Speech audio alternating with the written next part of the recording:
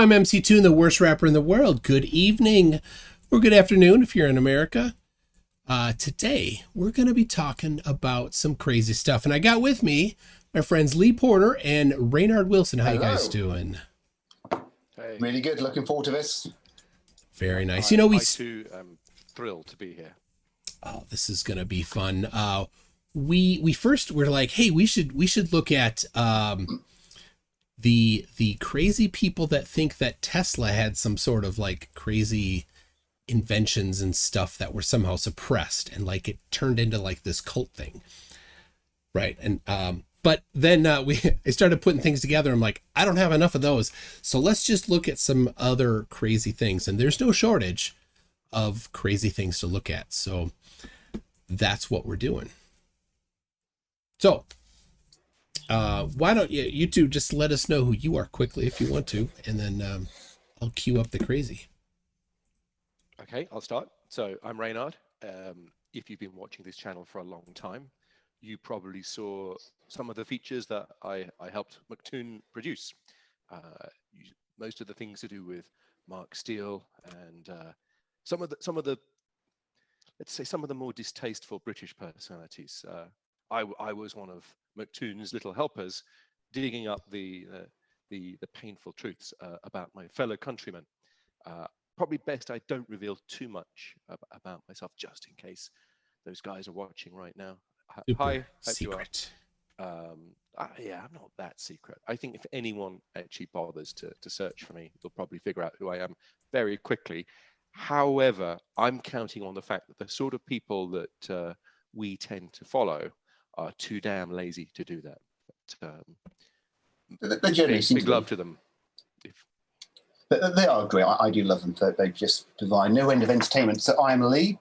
I do all sorts of geeky stuff and play around with radios and transmitters and satellites and things. And I also like to investigate crazy 5G stuff. My favorite little hobbies. Very nice. Yeah, both of these guys are way more qualified than me, just so you know. So I think I protest about that. I dropped out That's of very flattering. electronic engineering. oh, the lady doth protest too much, methinks. Whatever. It's all fun doing what we do, and it turns out if you just got a little aptitude, you can figure things out on your own if you try to Do your own research. Absolutely, yeah. Yes. So I'm going to start with a guy called Dearth. Dave Weiss. He calls himself Deep Inside the Rabbit Hole, which when you spell it out is dit-erth. But it looks too much like dearth to just not say dearth. So that's what we say. We say dearth. So this is Dearth. Now he's been going around and talking to a bunch of different talk shows about he has an app and stuff, and he thinks the earth is flat, of course, so that's pretty crazy. But you don't get just one crazy. You get a lot of crazy. And in fact, in order to think that the earth is flat, you have to think a whole lot of things that are about science that are wrong. So he does an excellent job at being wrong on all these things. So not just science though, McToon. A whole load of things about human nature. You have to believe that you are one of the few woke people on a planet of co-conspirators who all are either too dumb or too conniving to speak the truth about the flat earth. I just love your epistemology there. Where do they think they get their truth from? Because most people get truth from their environment and science and all this kind of stuff.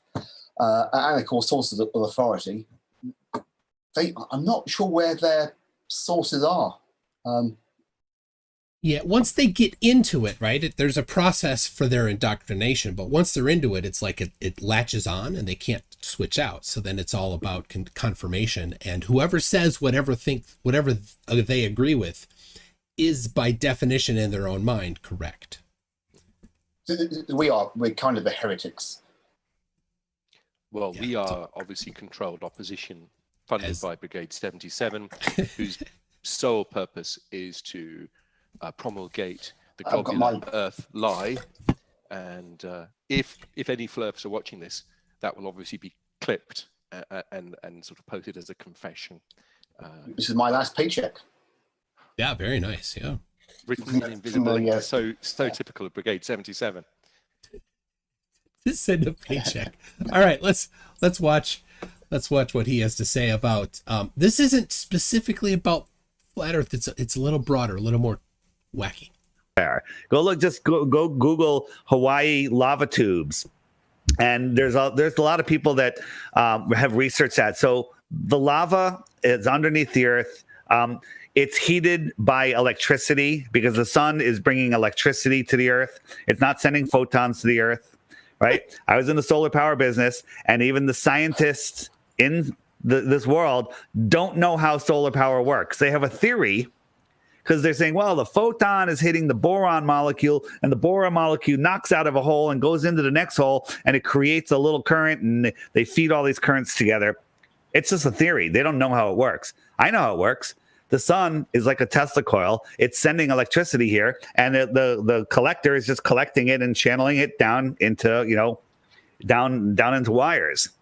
It's pretty simple, but they can't figure it out because they think the sun is a burning ball of hydrogen, 93 million miles away, when in fact it's actually like a Tesla coil. Think about, you got two house plants, and you put one in front of a fire and one in front of a fluorescent light. One of them is going to shrivel up and die, and the other one's going to grow, right? And the reason it's the sun is not hot, right? Well, what do you mean the sun's not hot? The sun is electric, so it's sending the electricity down here. Well, if you put electricity on something, it'll get hot, right? Till you boil water, in a little teapot thing. So up high, there's not that much air. That's why it's cold on the top of mountains. Down low, the air is thicker. The electricity excites those molecules. The hottest places on Earth are in the lowest places on Earth. Like Death Valley here is below sea level, and it has the hottest temperatures on Earth, right? It's because the electricity from the sun, and the electricity from the sun, it fluoresces the gases in the sky and maybe even the firmament. And most of the gas up there is nitrogen, and nitrogen fluoresces. Guess what color? Blue. I love the guy's reaction. He pauses. He's like, "What the hell was that?"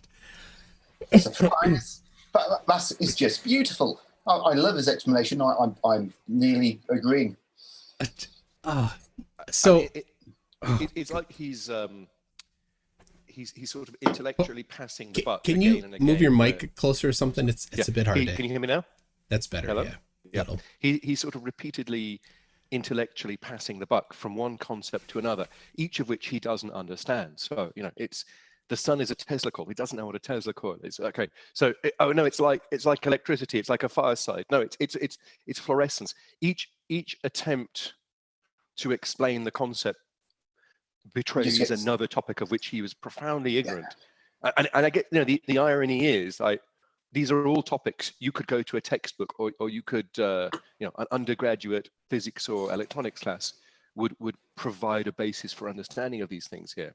And yet he imagines he knows about these things, having watched a few BitChute videos about Nikola Tesla. Or Yeah. I love how he says the scientists who develop solar panels, they have a theory, but it's wrong. But he knows. So I'm just wondering how the people who develop solar panels make them without understanding what they do and how they work. The entire basis for which the solar cells on my house can heat my kettle. That's wrong. He's proven that the fact that the electricity meter says they're generating energy, he's disproved that with his superior fluffy intellect. Yeah. Your little teapot. The teapot is a lie. I'm a little teapot. This is not a singing, people. This is not a singing stream. So that's a different family later. So yeah, it's that he doesn't understand what they understand, what the scientists understand. Therefore, they're wrong, he thinks, and he knows, because he's ignorant. So that's it. But I mean, I think a theme that I'll probably keep returning to here is what we're seeing here is not actually an attempt to explain scientific concepts. That gentleman really couldn't give a hoot about anything they tried to teach him in science class at high school. He probably wasn't paying any attention. No. What he's actually doing is he's taking part in a new mass movement, which is the formation of a new kind of religion. We are experiencing the birth of a religion whose sacred text is a series of memes and videos on internet. A religion with no founders, with no one actual leader, text, no single leader. Yeah. The fact that Scientology, Islam, Christianity had a single founding figure seems so quaint in this modern era, where literally everybody can be a priest and a vicar and maybe even a bishop of your own religion, and all of these religions merge into every other religion, and it's a sort of pantheistic kind of religion in which all of these people are attempting to claw back a little bit of meaning from the world. The fact that since Enlightenment times, scientists and engineers have been attempting to describe and manipulate the world, and I think that's profoundly uncomfortable to some people. So the purpose of this religion is to try and reframe everything that's happened since the Enlightenment in these profoundly mystical ways. It's interesting. A lot of them claim to be Christian. They say that the Bible describes the earth as they say, being flat with the dome, the firmament, and water outside, and all these interesting things. I'm a Christian. I have a theology degree, and they get the theology of this and the way they read the biblical texts just so upside down. It's and they claim it's enlightenment, and then some of them go as far as to claim they have this kind of esoteric Gnostic enlightenment that comes from somewhere, but of course, which then is personal to them, and they become a prophet. Well, this, I mean, isn't new the religion. whole Q movement is pure Gnosticism in the sense that Q's edicts are so profoundly vague in their wording. It takes like a plethora of Q interpreters to eke out some kind of meaning, and each of these Q scribes imposes their own will and understanding on these sort of completely ephemeral texts that have no intrinsic meaning whatsoever, and thus allow them to mean literally absolutely everything, every single truth, whether it be in ancient history or future technology, is revealed in Q drops, precisely because they mean nothing. And then as soon as one of those proves to be wrong in some way, it's reinterpreted. Yeah, absolutely. The last March, Q was saying that there's going to be a power outage or the darkness for some number of days, and they were certain it was going to be starting April 1st last year. Still didn't happen. They kept moving it forward, moving the goalposts. But here's an interesting thing about, like, there's no one like founder or leader. I see a lot of them trying to like position themselves as the OG in some particular field. So like Simon Ramos is a troll on Facebook for Flat Earth, and he's constantly talking about how he's the one that started the Flat Earth movement on Facebook, right? He's super proud of that. If he is or not, I don't know, don't care. It's not something to be proud of in my mind, but he's not the only one. Tanner Steele, whatever. He's in the new Flat Earth level mockumentary. I messaged him because I challenged him to a debate, and which he ran from. But he's like, I was the first one to think up the infinite plane, that rather than a firmament coming down to the edges in some like limited area snow globe, like a lot of them do, that it keeps going indefinitely forever. But he wants to be like the OG infinite plane guy, but I don't think he's the first to come up with that either. They're all vying for I was the first in some field.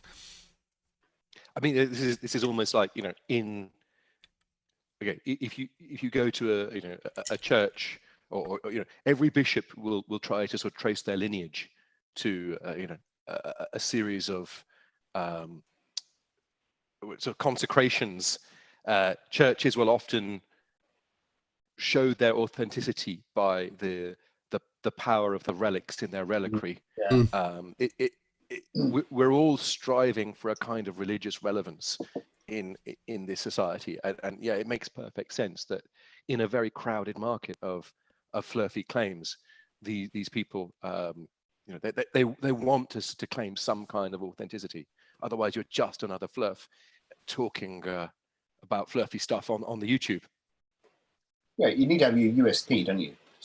Something to make you stand out from the crowd, because that's how you get your views on YouTube, and you get your little following going. You've got something interesting saying, it's a bit radical, and you're a bit loud, then you make more of an impact, and you get more followers.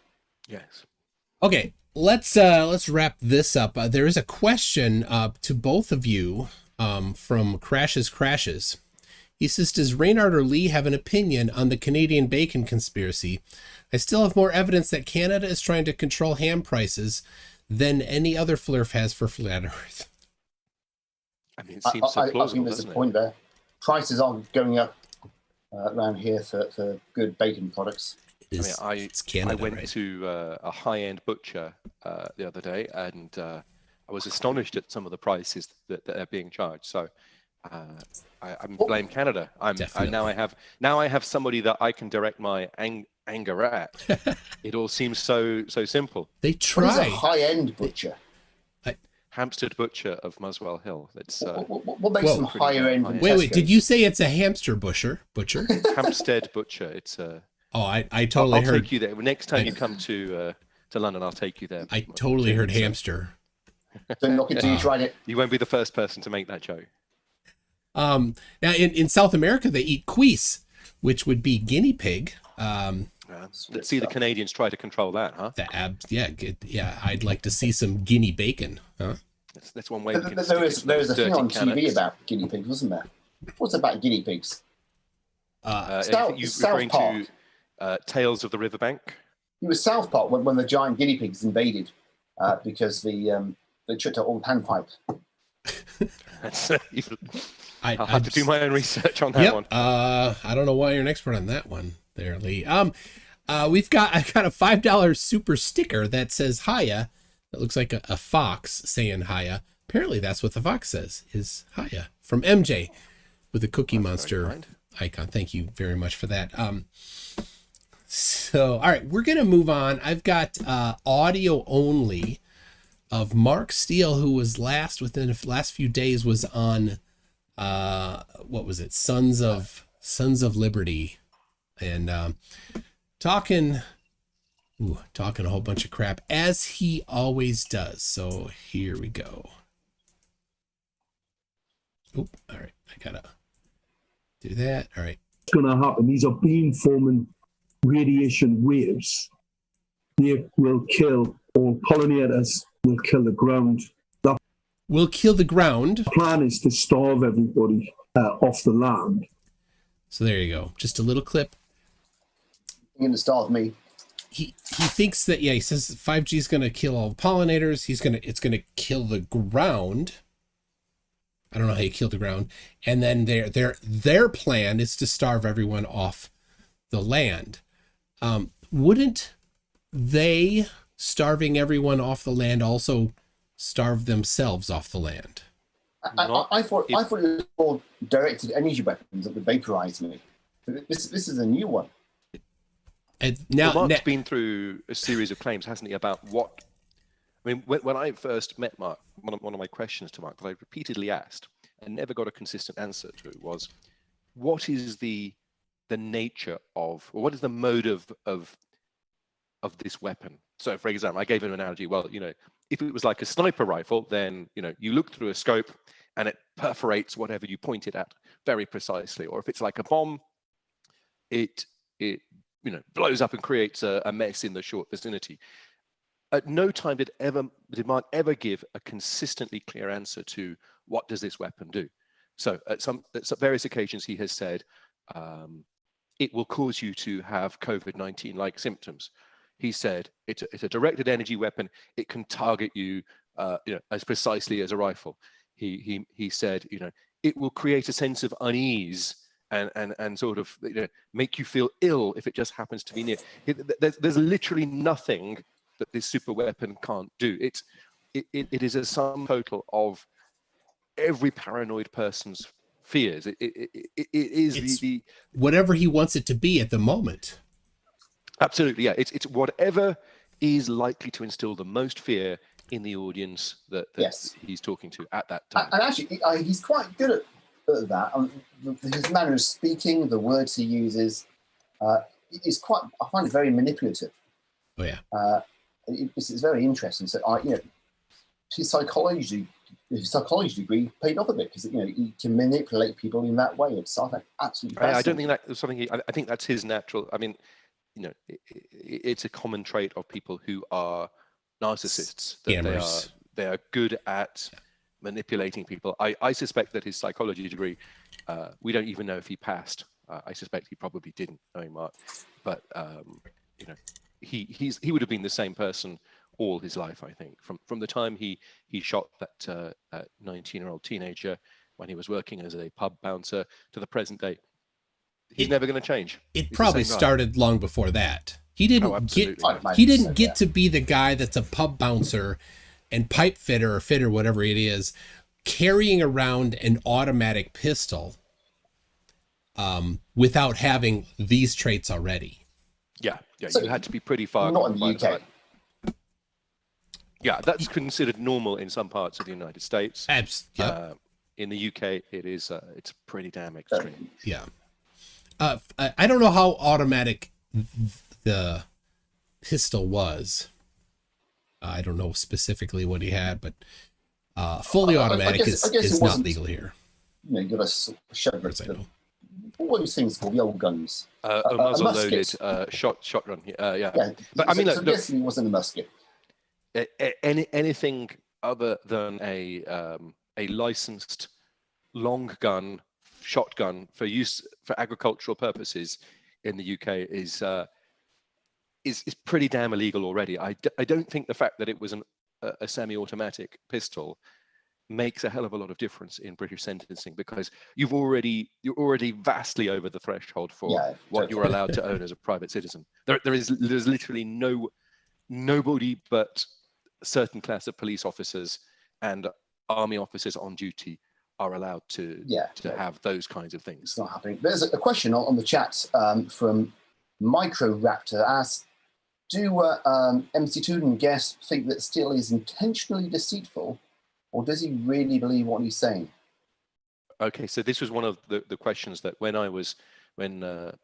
Aquabat Commander McToon dispatched me to go undercover amongst the crazy people of Gateshead.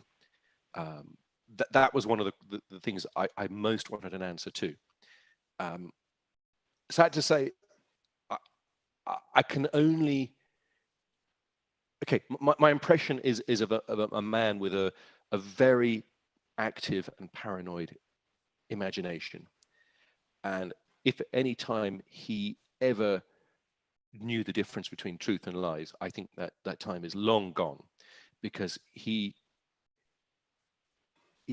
mean, most of us have a sort of honesty circuit that seems to trip in from time to time and cause a sense of acute embarrassment when we say things that are blatantly false. But I've never known Mark to feel any kind of sense of shame.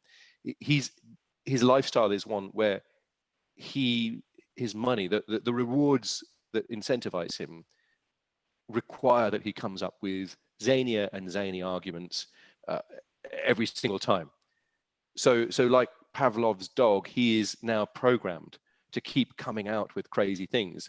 And the sorts of people who continue to pay Save Us Now will continue funding him as long as he says crazy stuff. And so I think Mark now genuinely believes that that is the truth. That's what he understands to be the truth right now. And so it's interesting. So can so people know, and then Lee, we can get to Save Us Now is the the political organization that he's part of, that we're all pretty sure is just a front to get money for his lifestyle.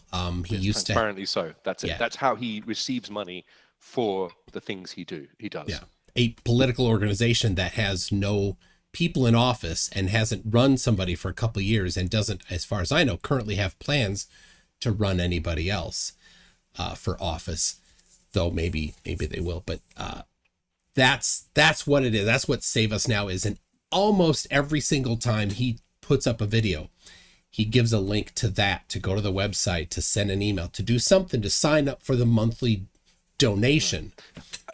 I think it's worth apart from some of the more comically inept characters like Big Si, there's always a grift. Simon Perry. With these sorts of Simon Perry.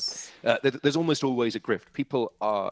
There's money to be made from the kinds of people who, if you are stupid enough to believe in a flat Earth, you can be made to part with your money for a lot of different reasons. One of which is to pay somebody like Mark Steele to combat a non-existent threat.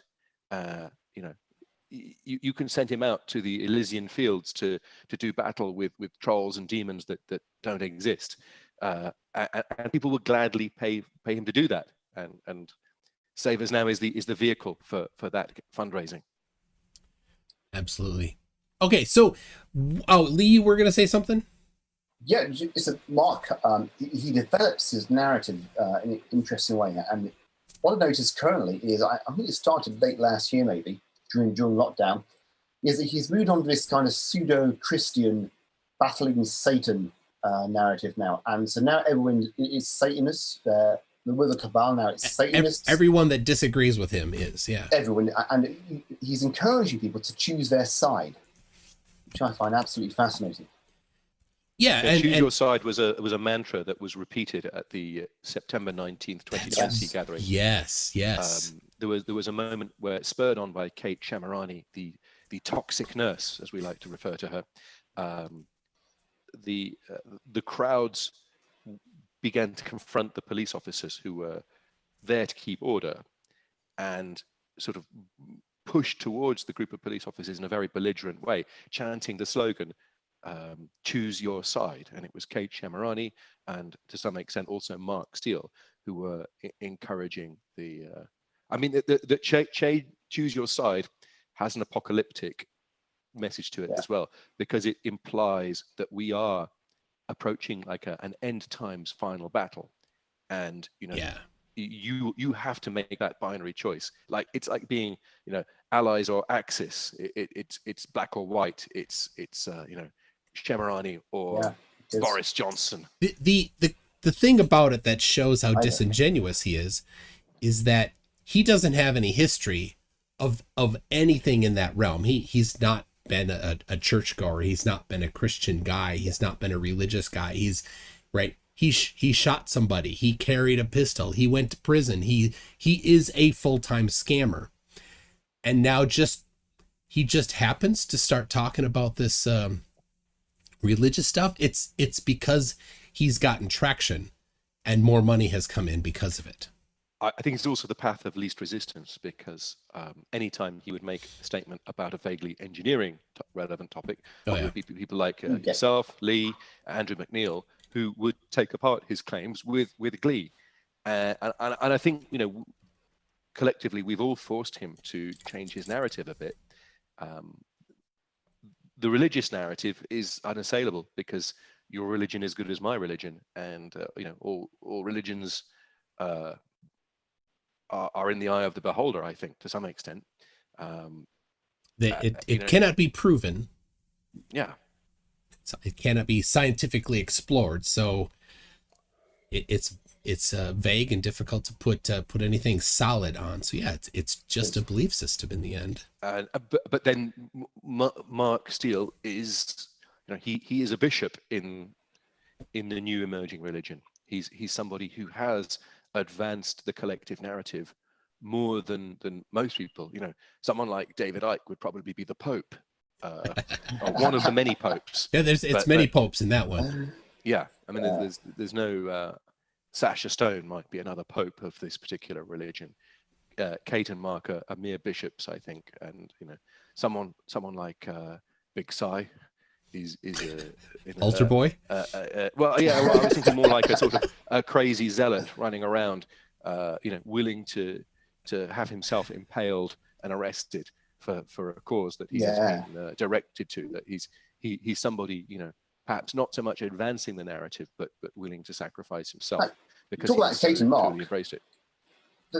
They were appearing together for some time, and Mark was Kate's a compliment at her hearing. Mackenzie friend, I think. Mackenzie friend, yes. Yeah. But it seems more recently that they've not been appearing together so much.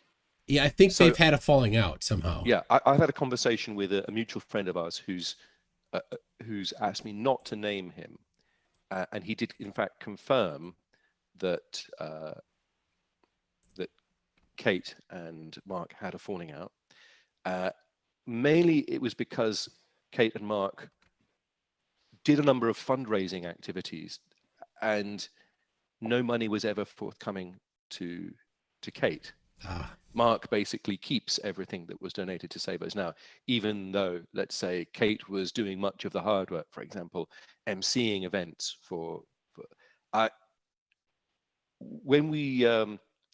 when I was briefly friends with Kim Tate last year, I think he mentioned it was much the same sort of thing, where Kim and a few others were doing these sort of video casts. Kim, I think, was probably doing all the hard technical work of setting up these things, because Mark Steele is a technically incompetent old man who likes to shout at clouds.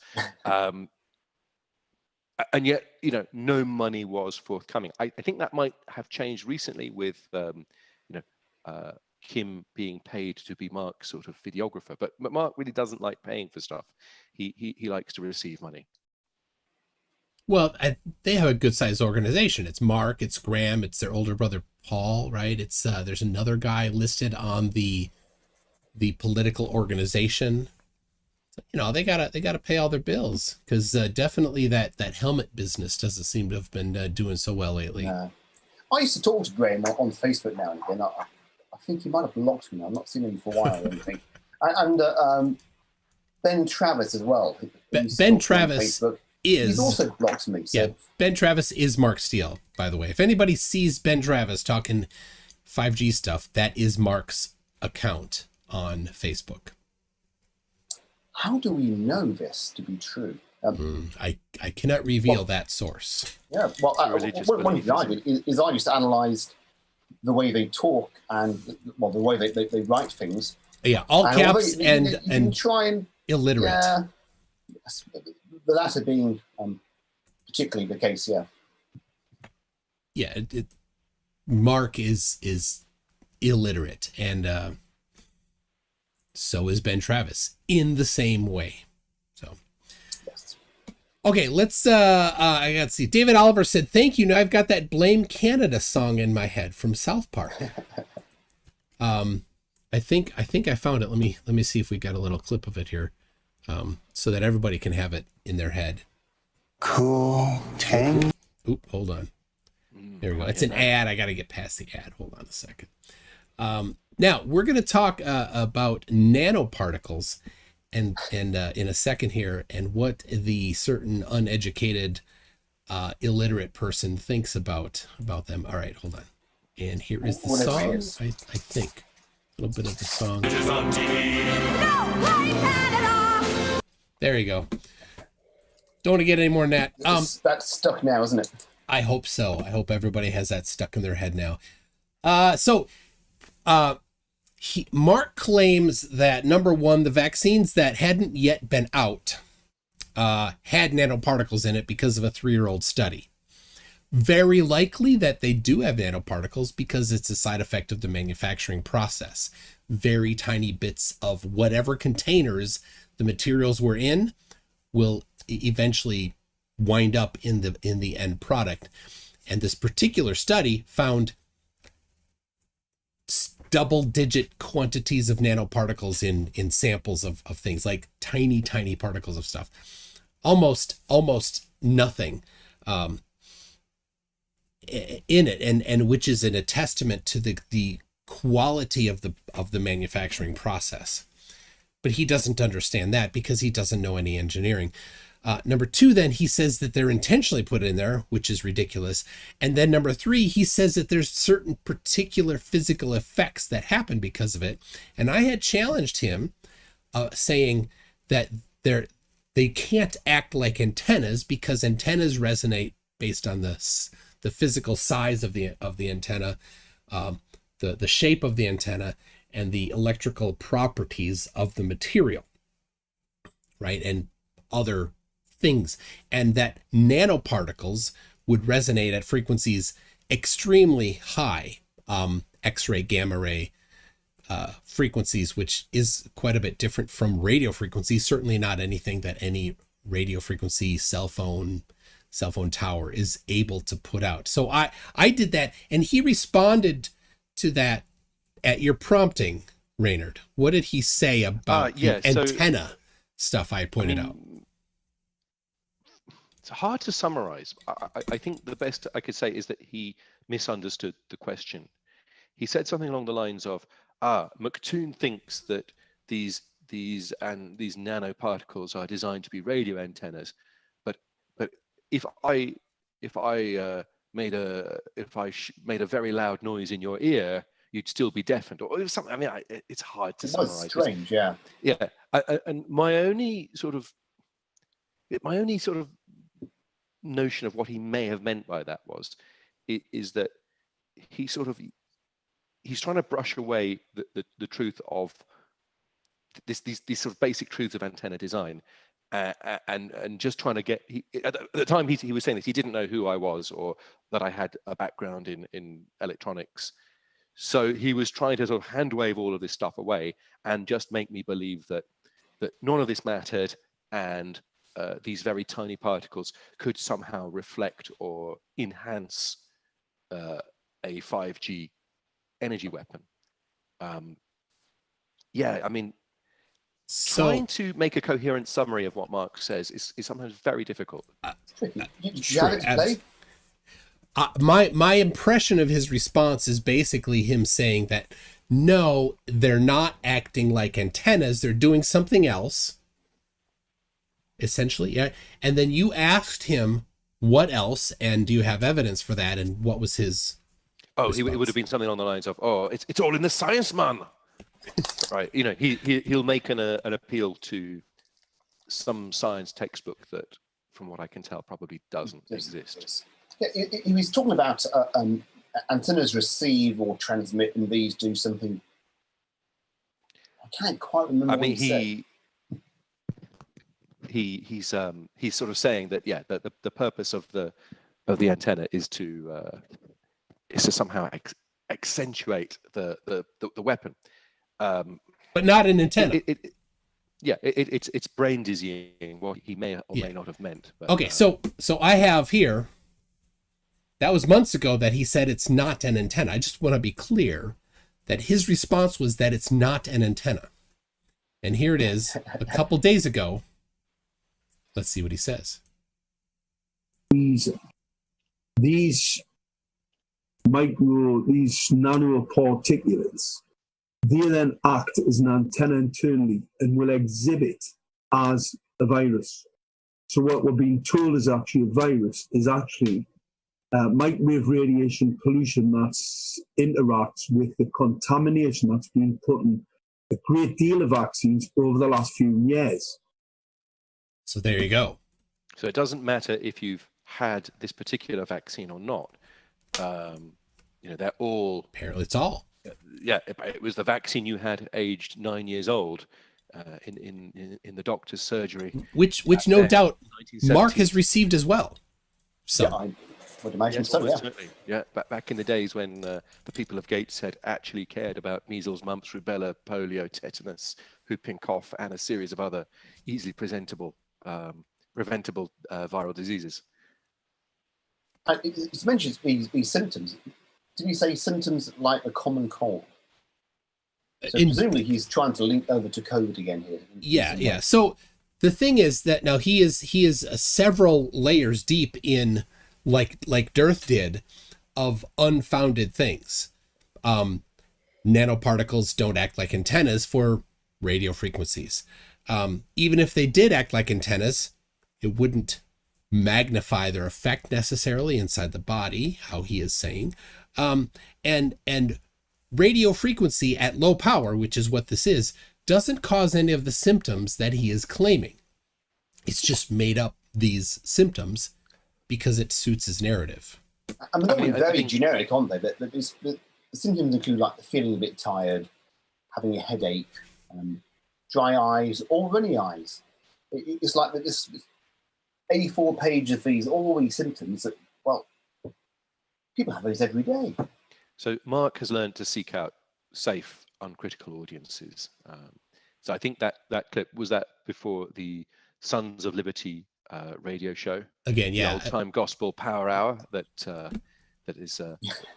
yeah, another guy that he has no technical background, so he has no position to refute anything Mark says. Right, and he's absolutely not going to, because what he's looking for is a scary sort of narrative, because the Sons of Liberty, just as the Save Us Now organization, know that frightening narratives are good for fundraising, and what could be better? Mark Steele is a good person to frighten the unwashed masses who listen to the this hotbed of controversy that is the Sons of Anarchy. I'm okay, crazy. That's some of the most generic symptoms I've heard. That sounds like allergies. It could exactly, yeah. It could be any number of things. I mean, this is a topic we many of us involved in the McToon Happy Hour run a Facebook group called what is it called? I've forgotten the name now. Protect yourself from EMF and 5G. Right, and so in this group we genuinely try to help people who are fearful of 5G and other sort of radio phenomena.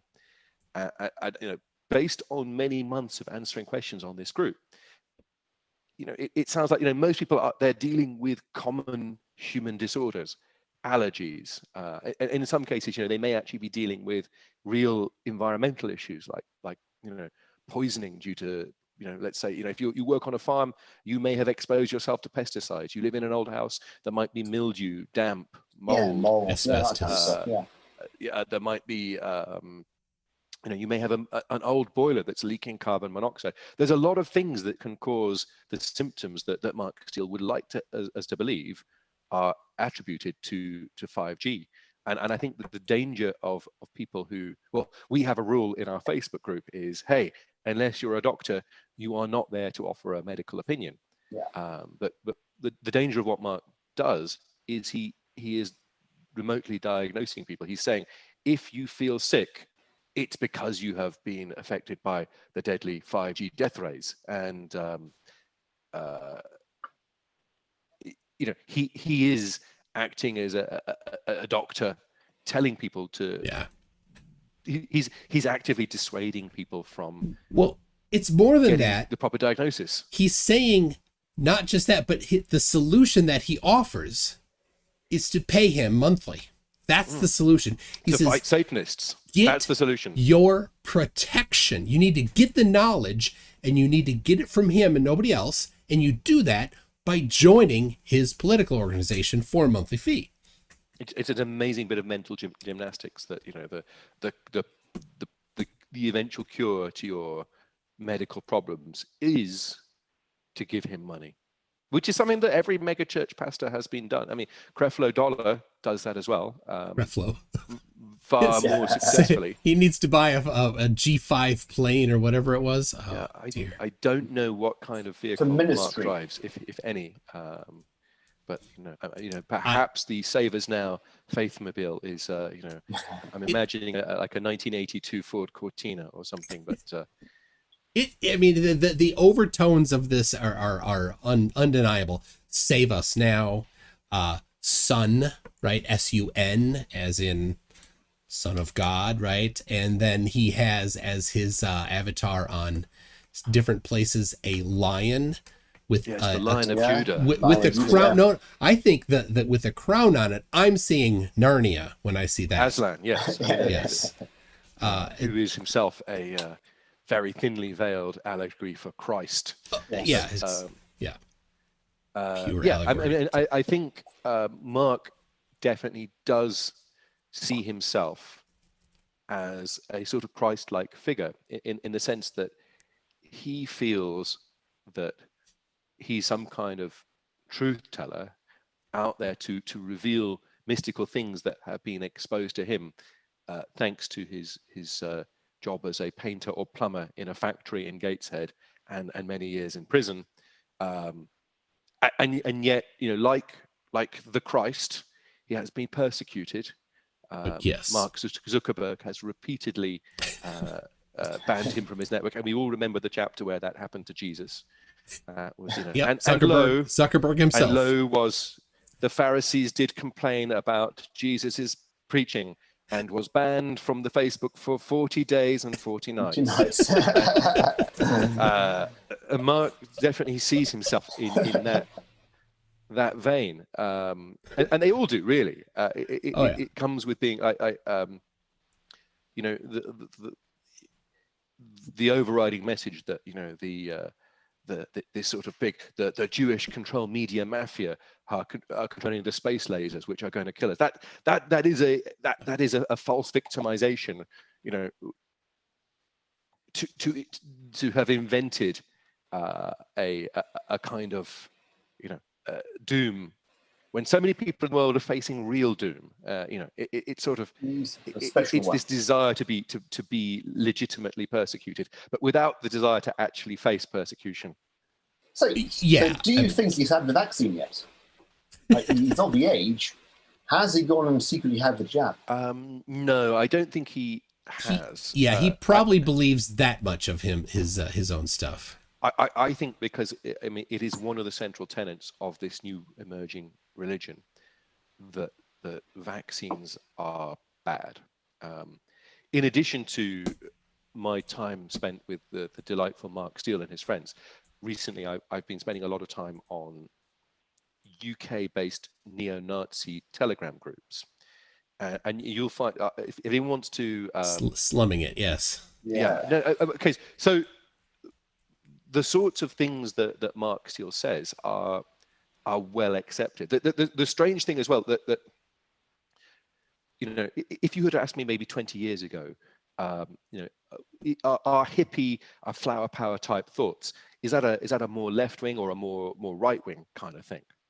I would have said no, of course. You know, left wing is sort of acupuncture, crystals, and yoga. Right wing is marching in lockstep, Hitler salutes, you know, short cropped hairstyles, and you know, the skinhead movement.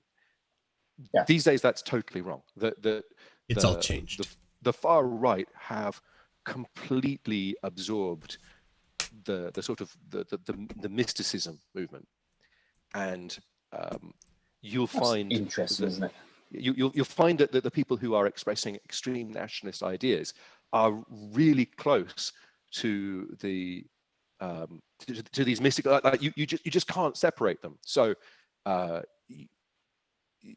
notion that 5G is bad, vaccines are bad, and Jews will replace us, these all occupy very close registers in these people's minds. Yeah. And you know, none of these things are true, by the way, in case anyone wants to edit that segment. Yes, Facebook, YouTube. We are refuting this stuff. We're absolutely refuting it. You know, and personally, I could not give a damn what happens to the white race. I don't even believe it exists. But these people do. These people are absolutely, and so many.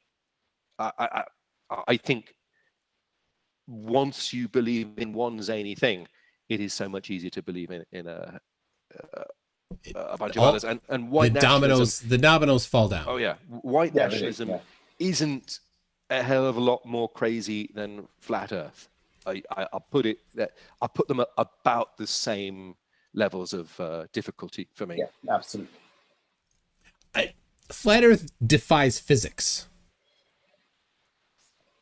So I'd put it a step farther than things that don't defy physics. Right, but I think, I mean, white if I can. nationalism defies no Biology. concepts Other in genetics, things. biology, human nature. Yeah. It requires you to believe in a thing called the white race, which is demonstrably not a thing. Yeah. Since I have nothing in common with the people on this this Telegram group that I was, other than maybe we both share a slightly pinkish skin color, although perhaps not in my case. Now somebody asked, how did I get Glenn Howerton on? Let me see. And so I had to look up Glenn Howerton. I'm like, oh, that's obviously Raynard. So. Who is Glenn Howard? I don't know that. Yeah, he let's see, he played a role in It's Always Sunny in Philadelphia. Oh, wow. Okay. There you go. You can look a that lot up. of people think that I look like the British comedian David Baddiel, because we both have a sort of large protruding lower lip.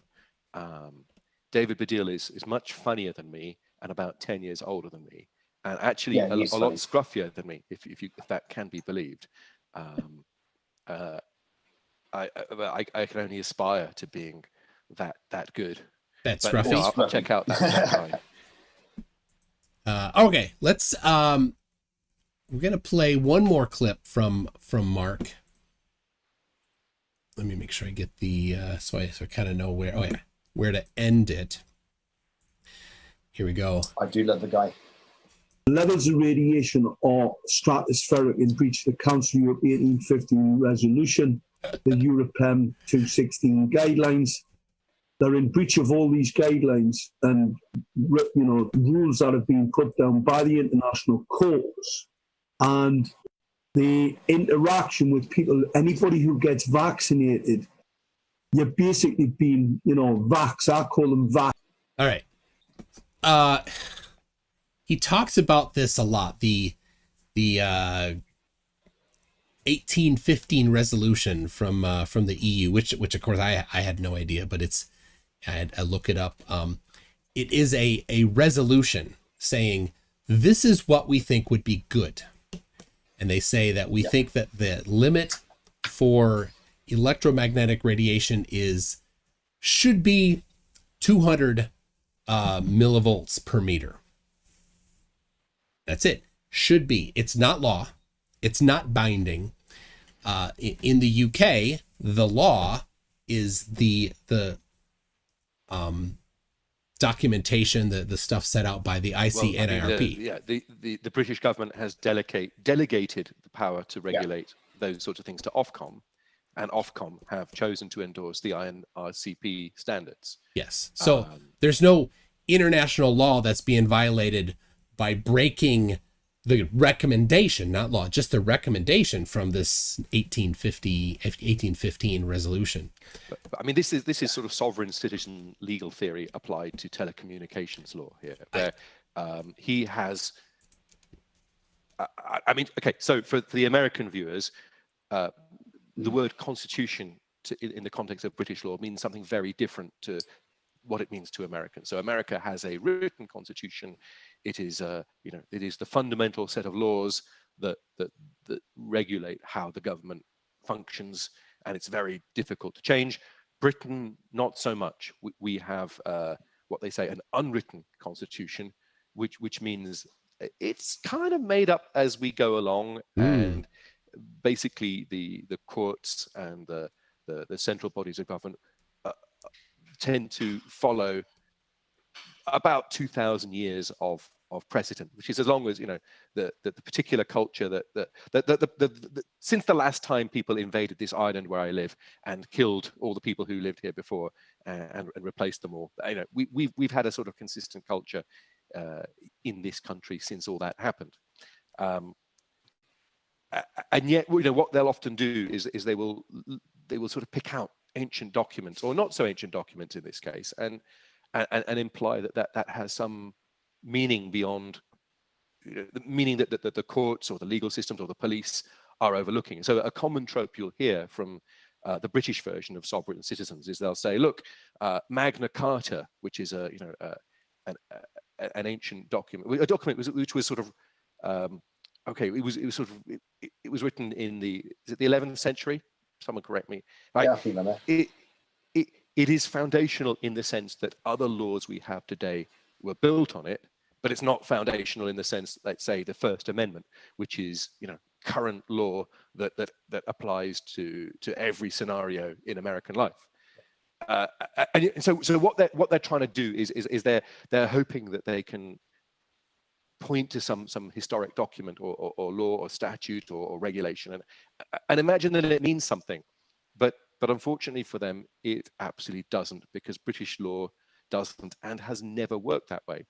And the only thing I can think of that there's a sort of the British version of sovereign citizen is the freeman of the land, and I don't quite know where that comes from, but it's still based on this misconception that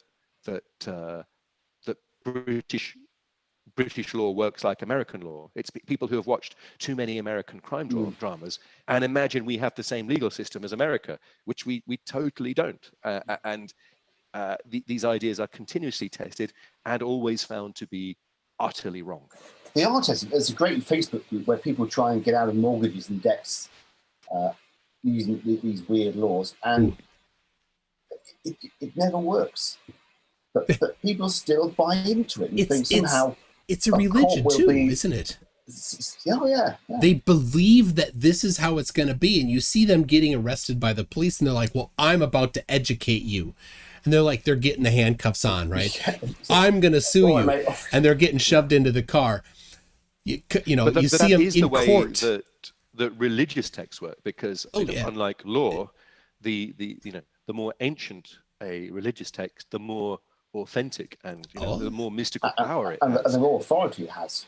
Yeah. So Magna Carta is imagined to be something like the American Constitution, which it absolutely isn't. It was a sort of contract between the king and the lords, and it established some customs that British law maybe has sort of kind of tended to follow but more build on. But I suppose to your point though, it's this sort of religionizing. Like law can be religionized just as much as science can, and when people confuse these domains, the same bonkers and disastrous things happen for those people who might journey through life laboring under these misapprehensions. And those bonkers things happen to them, not to everybody else. But they claim the opposite. They say, "Oh, you people who are the sheep following all these things, it's all going to end in tears for you. It's all going to go pear-shaped for you." They say this whilst being refs again. Yeah, right. Yeah. By the way, can I just something? Somebody made an interesting chat that I feel I have to respond to. When I was when I said earlier, I don't give a damn about what happens to the white race. Somebody chimed in and said, "Would you say that about the black race as well?" Given that I don't believe that races exist as any meaningful concept, I could also say I don't give a damn about the black race, because neither the black race nor the white race is a thing that exists. It is a sort of invented concept that they kind of conflate race with culture. We have like a white Western culture. We live in a white megaculture. Sorry, let's say an Anglo-centric megaculture that spans Britain, Australia, some parts of South Africa, New Zealand, and the English-speaking world. But I honestly, does it English? Yeah, we speak American. Does it include us? Yeah, absolutely. Okay, I mean, right. But would you you could go to some small town in Minnesota and a rural village in Kent, right? I challenge anybody to say that these people are the same race. They are culturally different. They care about different sports. They have different issues. There is nothing beyond the skin color uniting. And I mean, that's why I find it's equally ludicrous when you hear on British radio, often someone will say, and we asked members of the black community for comments on this subject, as if like whether white or black, that represents a uniform body of people whom who are entitled to speak on behalf of other members who just happen to have the same skin color. It's literally absurd. So anyway, I hope that answered the question of whoever made that text. And sorry for derailing the conversation. Yeah, that's fine. So, all right, we're going to move on. We're going to put to bed Mark Steele for now. And somebody, I don't know who it was, in our little group found this thing on a vaccine forum. Now Sal is one of the people. Now, all right, I need somebody to read it. So could you, Raynard, would you read this? I sent it to you. Is it on the where would I find it? It's on Messenger. I sent it, okay, and I'll put it up on screen so everybody at home. Okay, so this is a lovely comment made by Aid. Do you want me to read the main the lead in or just the main comment? Yeah, the lead in first, of course, and then the big so one. Yeah. We have a comment from Aid in Yorkshire. The evidence appears to show that coronavirus vaccines are safe and that any side effects are likely to be mild, says the BTA. Except that's not what the MHRA evidence suggests at all. So ominous two-line statement there. Let's be clear. We are refuting this YouTube censors. This is not my belief. I'm just the mouthpiece. I'm channeling madness. The ancient god Rama speaks through me. Okay. So we now have a response from the lovely HJR357 in Birmingham, which I assume is Birmingham, in the United Kingdom 7 hours ago. What you all do not seem to understand is the vaccine is actually altered DNA. This has the vaccine locked into an unstoppable cosmic effect. It is a quantum entanglement locked into line so that everyone in the past has blood clots, strokes, rash, headaches, heart attacks, aneurysm, embolism, toothaches, and splinters. They were all actually completely healthy and only developed these conditions when their future relatives had the jab because of quantum entanglement effects. The past people had exactly the same effects as today because the quantum entanglement has no limit on time or distance. So they developed the same side effects that didn't actually exist back then until we took the vaccine. Did you know everything you do today can cause the past to change? Without all the medical side effects of the procedures and the medication today, of the effects of the past, due to the quantum entanglement of our ancestors, would have had an average lifespan of hundreds of years. I'm surprised nobody's realized this. That's an absolute. Okay. So the side effects didn't exist until some future event happened, and then they did exist. So did they or did they not exist? I mean, I suppose there's a sort of Schrodinger's side effects. There's a kind of sort of nominative determinism that applies to because there are such a thing as culturally determined disorders, and to a culture that maybe didn't know about side effects or illnesses,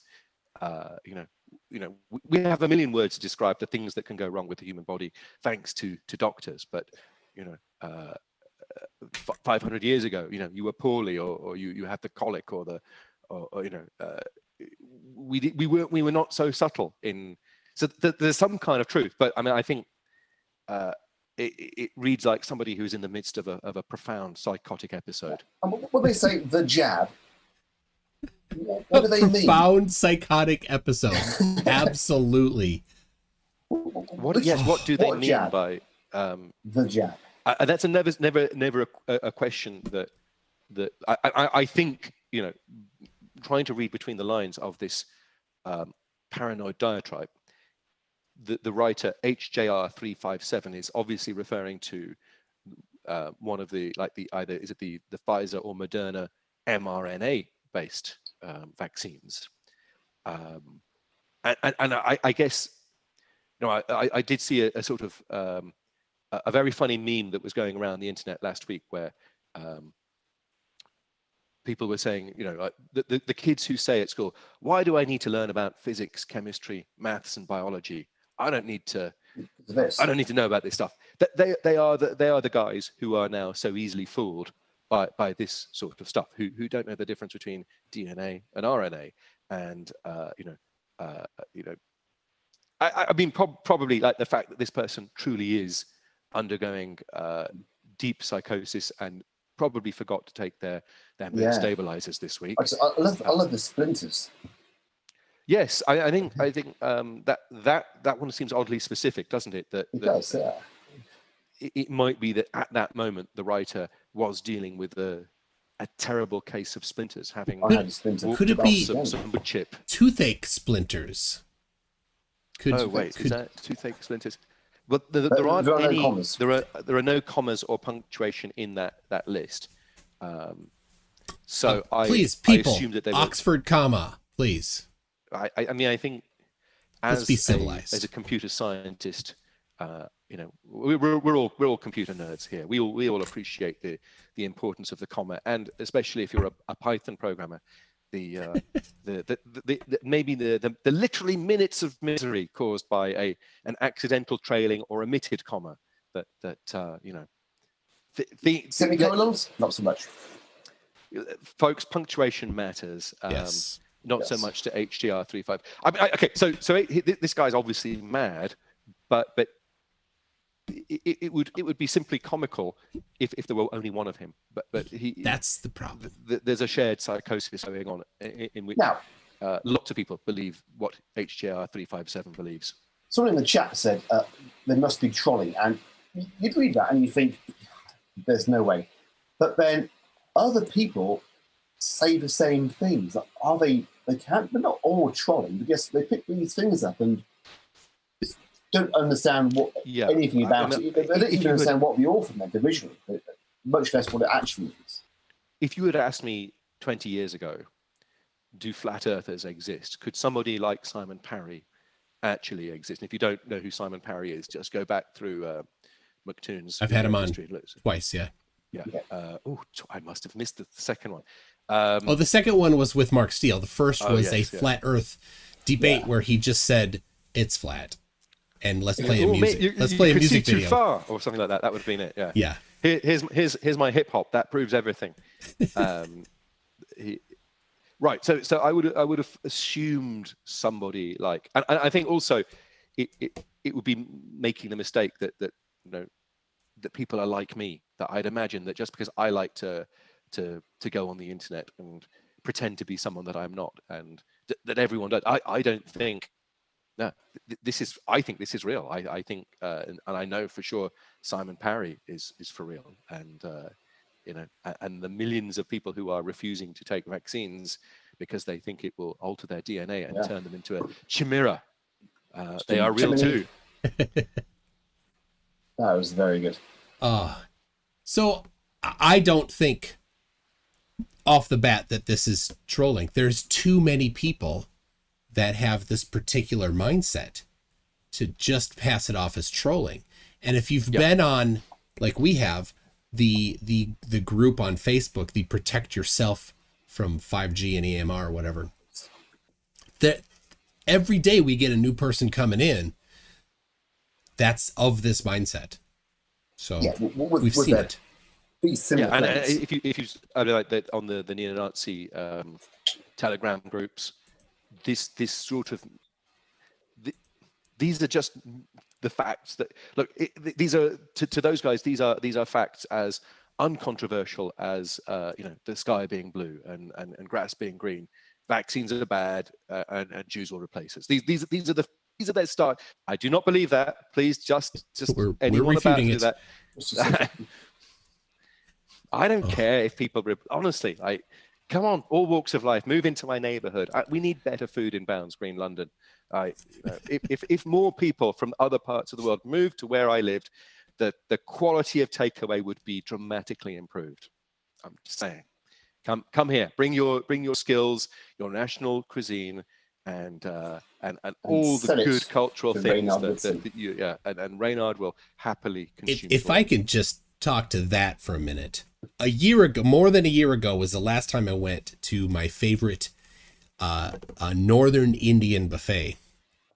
And just this weekend, my wife and I went to another different one, but a Northern Indian restaurant, and I've missed it. Well, if you make it over to London, get yourself the DNA altering chimeric vaccine. I'll take you to some because you know, in the UK.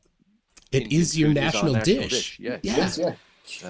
You will find some of the world's best Indian restaurants are in London. So come here and enjoy our fine food. Thank you very much. I will hopefully get there soon. I've said that I want to take a trip to England when I hit 100,000 subscribers. So people do what you can. Get sharing. What are we up to now? We are at 10% of the way there. Nearly there. Yes, nearly there. So on a logarithmic scale, that's hardly anything. That's exactly. So I've got here, what was her name? Raylene, which is a bit similar to yours, Reynard. Raylene Short, who is a quantum healer. Why these people that don't have any idea about physics like to throw quantum in front of anything? It's just to fool other people. So she is, this is a half an hour of her talking pure crazy. It is as wacky as you get, and she is as serious as they come. She actually works as a quantum healer. So let's have a little listen. I'm just going to get a quick beer. All right. I don't have any I'll listen to it later.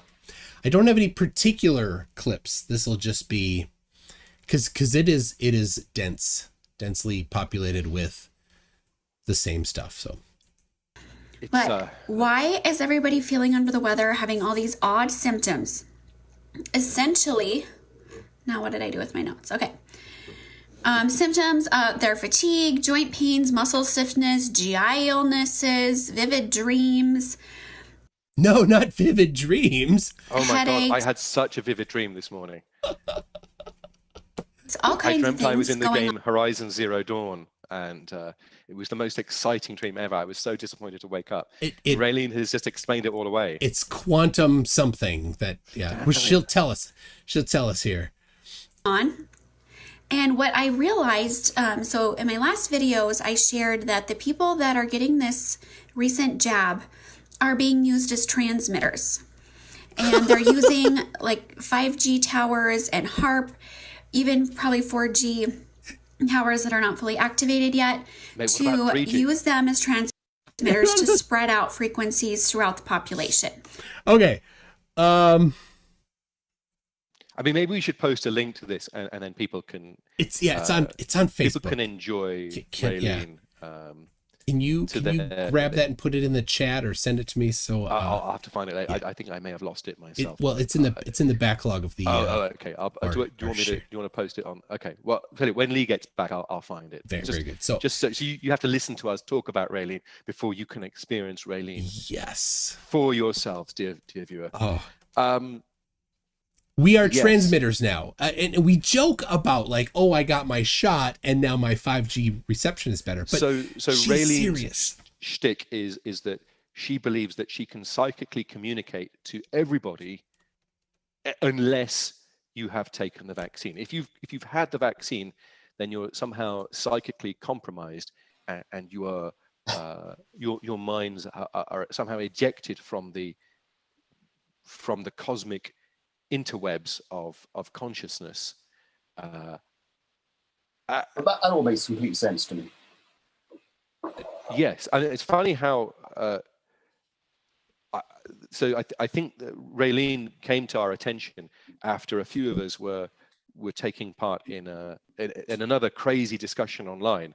The lady who this is Kyla something or other. She posted a link to Raylene saying, "No, see, this confirms that what I'm saying isn't nuts." This was offered as evidence to back up some anti-vaccine claims. It goes in like a bit of a circle, doesn't it? So you go to a website, and website will cite a website, the site's website. You never quite get to the source. No, it's true because more than one person said it in their mind. And the more times they've heard it, the truer it gets. Right. I think this is something that we have to thank your former president for, Michael. I'm going to blame you for this innovation in sort of popular discourse, which is a sort of. I'm going to plead the fifth, which you don't get. So we don't get to do that. Yeah. No. what can be the notion that something can be true for me, that I'm entitled to my truth, my set of alternative facts, and this sort of intellectual relativism that we're all now entitled to, and like objective facts don't exist and don't matter. That was the postmodern narrative, wasn't it? That you can have your own truth, and there's no such thing as absolute truth. It doesn't really exist. Yeah, I thought we kind of moved on to our sort of postmodern world now, where hasn't it just got people worse? Are transmitters and vaccines block psychic engrams. That so yeah, Raylene believes that she is able to. I mean, she describes herself as working with people throughout the world, which I think she genuinely believes that she is psychically connecting to these individuals, and I suspect that is what she means by quantum healer. That she has devised a method of healing people without having to muck about with the business of interaction from a distance. Well, is she the inventor of this, or is she just somebody else in the line of people that have taken the wacky stuff from before and just added a little bit more?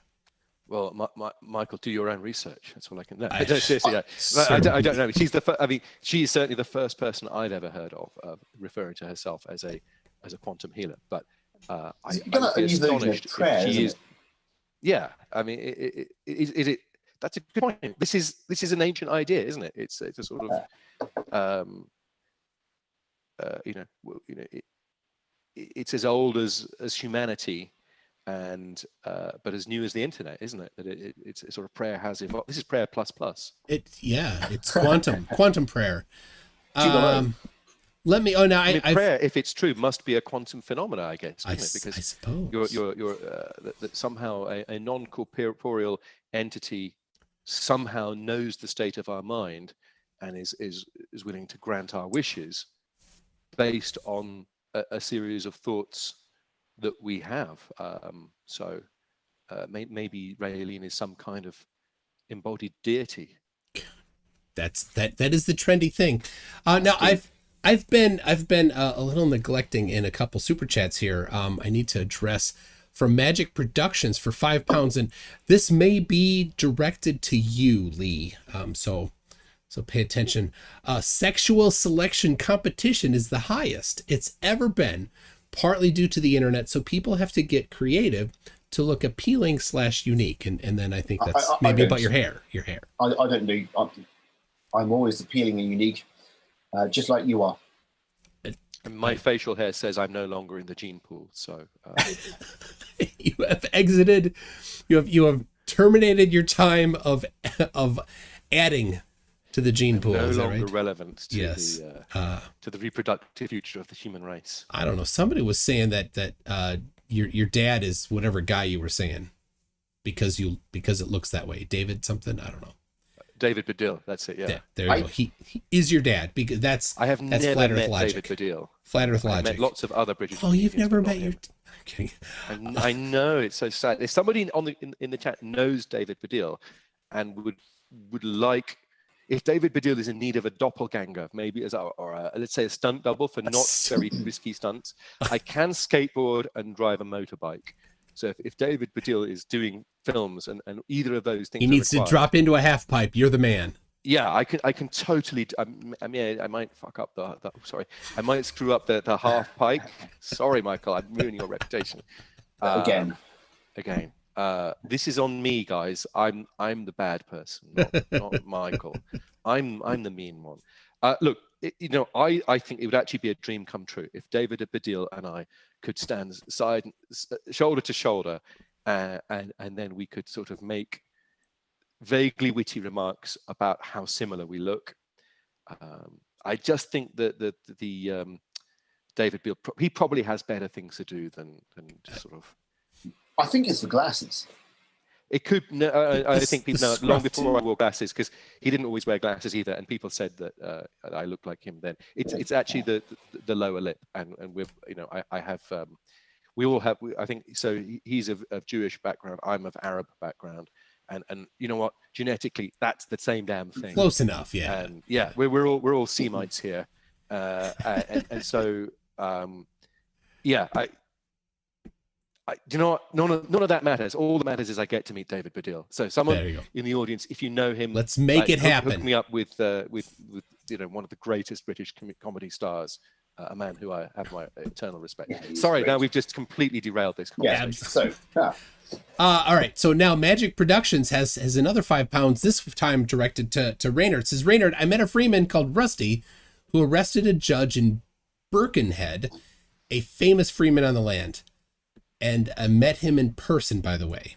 Arrested a judge. I would love to hook. I mean, can you hook Rusty up with the McToon Power Hour Gospel channel? I would, because we need to talk about Rusty and the moments that led up to that startling act of direct action. I'm sure it didn't go well for Rusty, and probably. I think arresting a judge is probably just as bad as detaining any private citizen. Did probably protested all the way to prison or jail. Yeah, he probably tried to lecture the police officers and prison guards. I'm sure that was down. Yeah, and he's probably, like, you know, the prison lawyer now, educating everybody. Yes. In here's the magical incantation you need to say when you get to the courtroom, and then they have to let you go. Let you go, yeah. Simple as that. Which doesn't work. So, says, did not meet Rusty in person. It wasn't the word. I think met him in person, but I misread it. I met him in prison, by the way. Prison. I thought he said that. I was about to correct you. I was trying to find the chat, and I couldn't find it. Changes everything. I wonder if Rusty is still there. It might be difficult to get a hold of Rusty. For the good of society, let's hope he's and the good of Rusty maybe as well. Yeah, he's probably going to get up to less harm. But Magic Productions has a video of it. Magic Productions. You are MC-Tune at mctune.net. Send that please, along, or Facebook or Discord. You have suddenly got my attention, Mr. Productions. Yes. Do such thing. All right, I don't see anything right now, but okay. Okay, I got it. And somebody just messaged me. There it is. All right. Are we gonna? We might have too much material to. Right now. It's always good to have too much. There's no shortage, is there? But let's see. This is a 6-minute video. So let's see here. I gotta bring it up. Oh, Magic Productions, you have derailed this show, but such a beautiful derailment. Well done. It definitely worth it. Right. Well, we hope. Tune is fiddling with the thing. I'm going to start viewing the chats and see. Okay, David Oliver has given a limerick. I know an old McToon that swallowed a fly. I don't know why he swallowed the fly. Perhaps he'll die. But you know, David Oliver, we will all die. Death and taxes are both inevitable in our daily life. I don't think we should single out McToon. Well, the reason why he mentioned that, he or she, I'm not sure, but is because of this. This is trail mix in the form of bugs. Oh, okay, I was going to say, I thought you'd been ordering off Silk Road again. Nope, nothing else. Not anymore. That's usually how mail shut. order drugs are packaged. So yeah, this is mixed bugs. It's crickets, grasshoppers, worms. Somebody sent it to me to eat, and I ate them last week. They're actually quite nice, aren't they? They're fine. I was in Thailand and we had grasshoppers and frogs. I thought actually I had a little basket of them. I was actually quite good.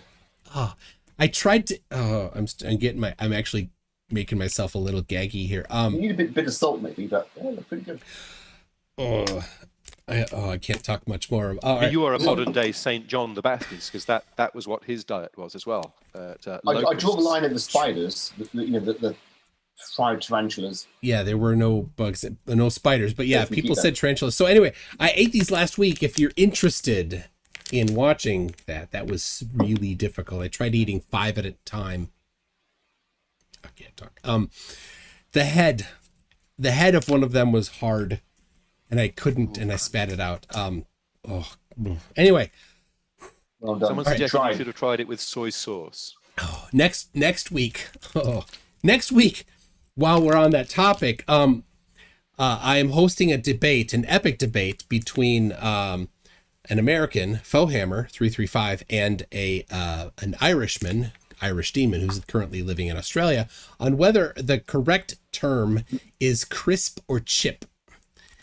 And anytime, apparently they've said anytime there's a logical fallacy, I have to have some of these, which are Rocky Mountain oyster jerky. Made of actual oysters. It's crisps. Rocky Mountain. It says here. It does, but in America it says my appeal to authority. Oysters. No oysters were harmed in the making of these. Rocky Mountain oysters are from a bull, and they're somewhat spherical before they're sliced. They were. So is that like jerky, or is it? It's been made into a jerky. So apparently, anytime there's a logical fallacy, I have to eat that. So there we go. Okay. Let me finish this here. Is that your logical fallacy or theirs? I'm just the moderator, so I can guarantee you that I will not be doing my best to not commit any logical fallacies as the moderator. And both of them, I know, were scheming to intentionally make lots of fallacies. It seems your audience is very much on the side of crisps, and well, this is the stream that's specifically for the British population. So I think there's a sort of Anglo-centric bent towards this channel anyway, at the best of times. Yes. Okay. Well, let me. Alyssum says, for 5 Australian commas save lives. Let's eat, comma, grandma, versus let's eat grandma. True. There it is. And again, Alyssum says it's all Toon's fault. Hashtag it's all Toon's fault. Right. We're now a super chat just said it's chips, you heathens. Thanks to Aslam. That's he's paying money, so he must be right. Or she. It is he. No, now surf. See, chips. See, I might makes right, or funds make right. If this were a Save Us Now podcast, we would be trying to amp up this debate, because it's obviously. I'm going to instruct you. Look, McToon doesn't need your money, right? Don't pay him to say crisps or chips. He has more dignity than that, right? We'll settle this debate in the time-honored way we will settle it as an Oxford-style debate, not with your dirty money, members of the audience. Don't make McToon hate you by paying him money. By the way, I will do my best to act as a independent moderator, but I can be bought off. So your money. David Oliver, yeah. I knew an old it's MC Tune, but whatever. Who swallowed a fly? We read that already. Magic Production says MC Tune eating bugs was amazing. Ghost pepper next. I do like spicy food, but I've not had just a straight ghost pepper. So there we go. Oh, we got Adam for 2 pounds says crisp. Alyssum says chip. Surf says chip. And Alyssum says here, more of my money, so say it. Chips are best. There you go. Okay. As a sort of transatlantic person, I feel like crisps and chips to me are interchangeable, but they may refer to slightly different concepts. Yeah. Okay, so I am looking here, Magic Productions, for where he is trying to arrest. Oh dear. While you're doing that, I need to attend to something in my house back in a second. Let's see. Enter the court. All right, I'll put this on screen here. Enter the court. The police grab the man who attempted to arrest the judge. The police are educated in law and to real crimes being committed. So, all right, let's get this here, turn it down a bit. And, well, I know Reynard wanted to see this. So, He's back. Oh, excellent. You didn't miss a thing, Reynard. All right, Lawful Rebellion. This is 2011 in Birkenhead Court. So here we go.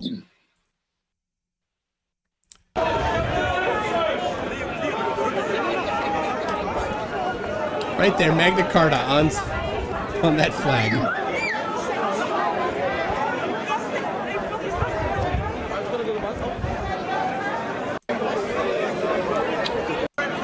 Rebellion because we've got corrupt judges and the police will not arrest corrupt judges.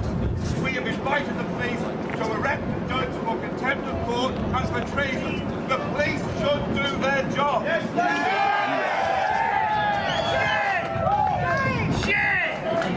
Is that blue flag? Is that Scotland? Yes. Okay. It's a Scottish flag.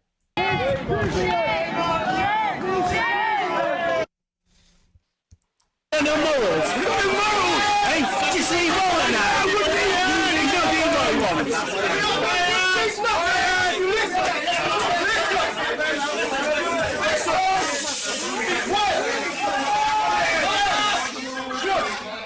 Let's calm down. Now, the constables of the law, just ignore that for a minute.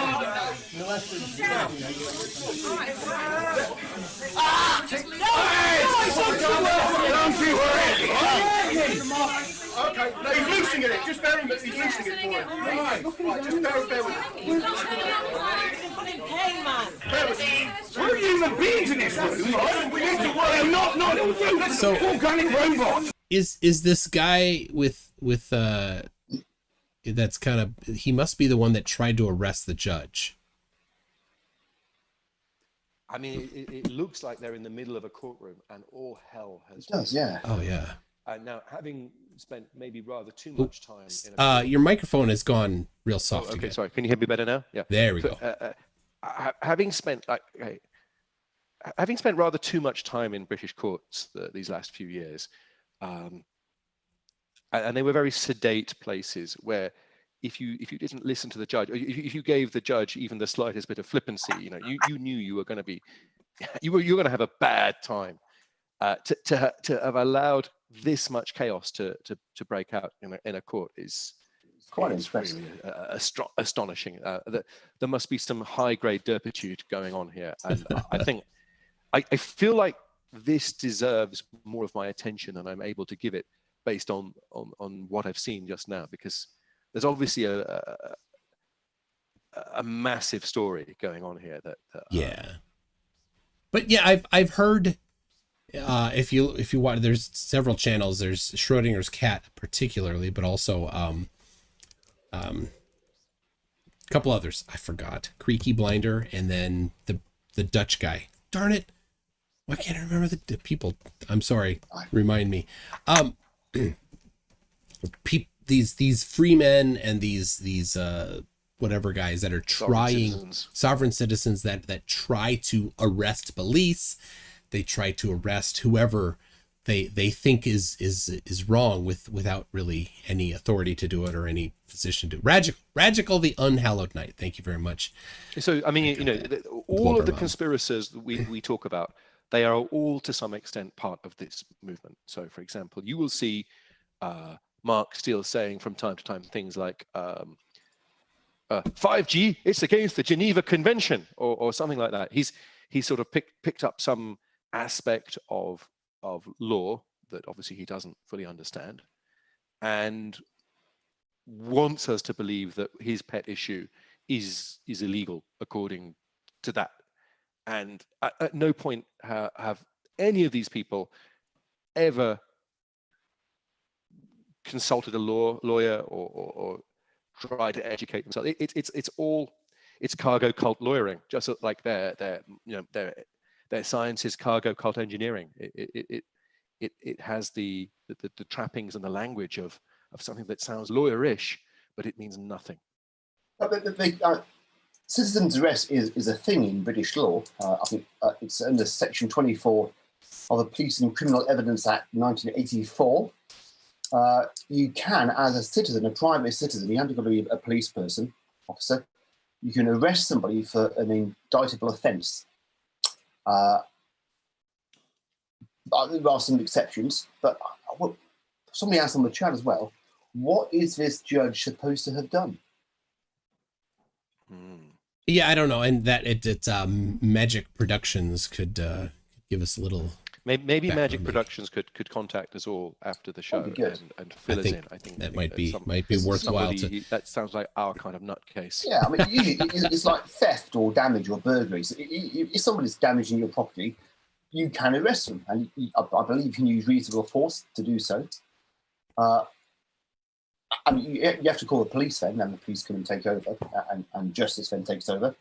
But yes, it's definitely a thing. But there you go. Magic has replied. Rusty claimed that the judge was breaking his oath. So there you go. I'm sure that worked out very well for Rusty, didn't it? Yeah, he is. He has sent me in a DM. Whilst we were in prison, he issued constant notices and other legal documents in regards to his various demands and claims to the governor of the prison, who just ignored him. So it's clearly an effective method. Yes, I mean, I had a dear friend who was unfortunately in a mental hospital for much of last year, and she described many similar sorts of things where the other inmates of the hospital all believed, many of them believed that they had some kind of insights as to what the British law system was, and would constantly be petitioning and calling the police and writing sort of pseudo legal documents using words like herefore and wherefore and yes, slightly old timey English language that they imagined that lawyers used. Sort of King Jamesy stuff, yeah. Yes, unfortunately, that's just not how it works. That's not what lawyers learn. But I am not a lawyer, and I'm not qualified to speak of that subject, which is the key difference between me and Mark Steele is that I understand. That's your disclaimer, yeah. Yeah. Well, anyone wants to come to me for legal services, you know my number. No, don't come. I'm not qualified to that. I can only talk about computers, flirfs, 5G, and other sort of silliness. He's an expert in the Magna Carta and all of its current legal ramifications. Yes. Should you need to get out of prison? Should you need a Magna Carta expert to help you in your world, I will tell you how little it matters. Oh, we had someone. Aslam has, we'll say, multiple donor Aslam, whose pockets are as deep as his wisdom. Says, can we have more streams like this, less idiots? But Aslam, you mean fewer idiots, because idiots are a discrete quantity. And if I'm allowed to be a language pedant, the thing that really gets me is most English speakers don't know the difference between ex and former. So if I have a ex, like if I'm somebody's ex-boyfriend, I suppose I should say it's a former boyfriend, because ex means you're dead. Former means I'm just no longer that thing anymore. But we use ex and former interchangeably, and I'm sad that the nuance seems to be leaving our language. Blurfs use level and flat interchangeably. Oh, they do. Yes. They do. Yes, I noticed this. When level means a curved surface, and they just don't like that. So, well, thank you, Alyssum. So, there's a mystery as to how to pronounce his name. So, I asked. I think you got it right, or maybe so. My own name can be pronounced in at least two common ways. I won't. I've just realized my name isn't really Reynard Wilson, but it's something else. It has two. You know what? And I return to Shakespeare, which is that a rose by any other name would smell as sweet. What's in a name? I think that's from Taming of the Shrew, isn't it, or something like that. But yes, I haven't seen that for a while. Your rose smells sweet to me, and I thank you for supporting my dear friend Michael's show. For you and your kind are noble warriors, and you shall not be replaced. Everyone else, you can go to hell. Alyssum shall not be replaced. whatever it is, wherever you would like to hang out, just stay there. His defense is that it would not fit into a $2 super chat because you have limited characters. But he did have space close parentheses to get the smiley face on the end. He could have perhaps changed less to fewer, which is more words. Oh, perhaps one meant it all ironically more as well. character. Space comma. He may have meant it ironically, and just actually we're all just as idiotic as the usual guests, and he's laughing at our derpitude. And you know what? I'm not a vain man, so whether you're laughing with me or at me, you're still laughing, and that to me seems to be a win. Keith Newton says, my chat has become a discussion of British cooking and naming of foods. Okay, well, British cooking is the best. we can do an after show about that topic. And, Yeah, maybe, next week on MC Toon, a cooking show. Okay, so Skits Crasher has asked me what I'm drinking. This is so as you can see, my bottle is unmarked. I have there's a chap, my friend Ricardo. If you text, I'll send you the link to his shop if you want. He delivers wine to all over London. This lovely Italian guy who will refill a bottle for you, so there's no waste. And he gets really good wine. So I'm drinking Italian wine. This one is called Primitivo, and I imagine that means it's old styley. You feel this? That's he would fill that. Yeah, he totally would. He'll fill in. But I like this. He sold me for £4. Got me this decorative glass bottle. Nice. I think that's very nice. So there you go. I'm drinking my favorite beer. King of beers. Yeah. That's very American of you. Yeah. Okay. Could we have a new topic? I think. Yes. Well, I do have what was her name? Raylene. Oh yes, we were still talking about Raylene, weren't we? Yeah. All we got was Raylene? that she thinks that if you got the vaccine, you now have turned into a 5G transmitter for real. For real. Really, she thinks we're now part of the 5G network. Network. It sounds good to me. Yeah, but okay. Let's get a little more. I'll buy that for $1. So instead of needing towers every so many feet, who needs that when you have people that are able to transmit to people that are in their proximity? It's like she can't be serious, but she is. Oh, it's so. She's so earnest, isn't she? By the way, she's pregnant, and during this stream, she's having contractions. So we'll get those later. And so they're using that technology to do that based on the nanoparticles and smart bots that are injected into these people. Most of us probably have some of them if you've ever received a shot. Oh dear. So people, later tonight at 10 p.m. Central, I will be having a cyborg on, a guy that has had multiple chips implanted in him, to talk about the impossibility of getting a chip put in you without you knowing it. So I guess you'd feel it at least. I've seen his videos. You would definitely feel it. What I want to know is where would the power supply for this chip come from? Because I'm sure chips can be made very small. But, a chip that was small enough to get to a capillary would be very small indeed. Yeah. I can't imagine it would do much. I don't even think you could make a 555 timer, which is the sort of simplest chip I could think of. That small. There was somebody in one of the strange 5G channels the other day, actually, and there was a press release by somebody saying they put carbon nanotubes into plants, and that helps them do two things.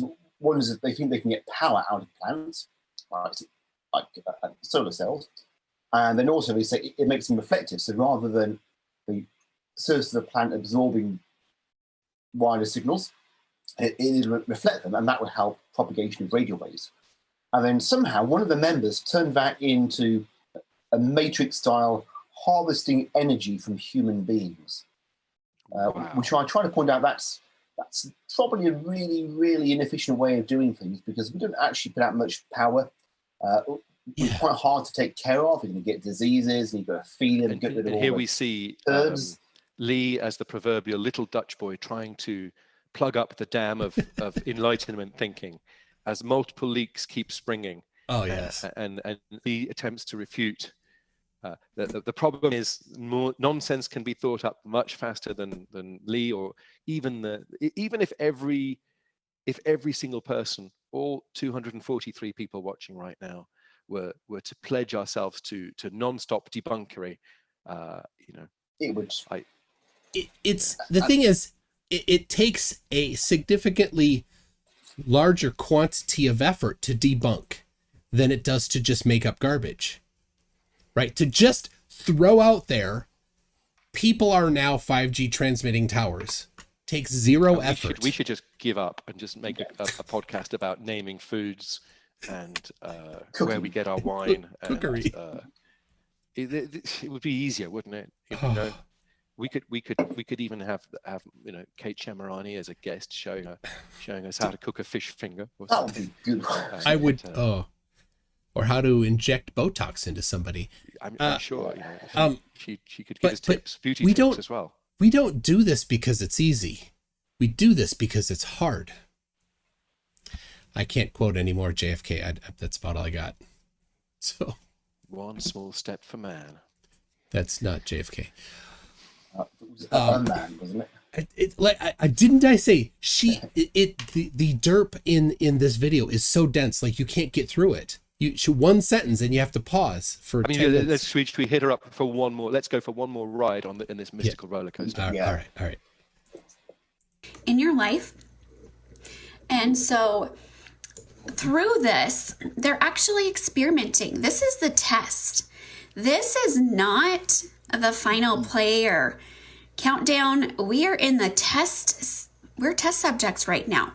So what they're doing is they're using the internet to gauge.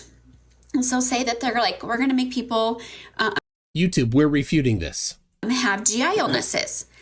They are putting out a frequency to cause these nanobots that are in our bodies to emit, and these people around us to emit these frequencies to cause GI illness. Somehow they're putting out a frequency. They're having other people. What? They're having other people. These towers that people are now towers are putting out frequencies at their behest. I mean, this phrase "putting out frequencies" is something you'll hear quite a lot.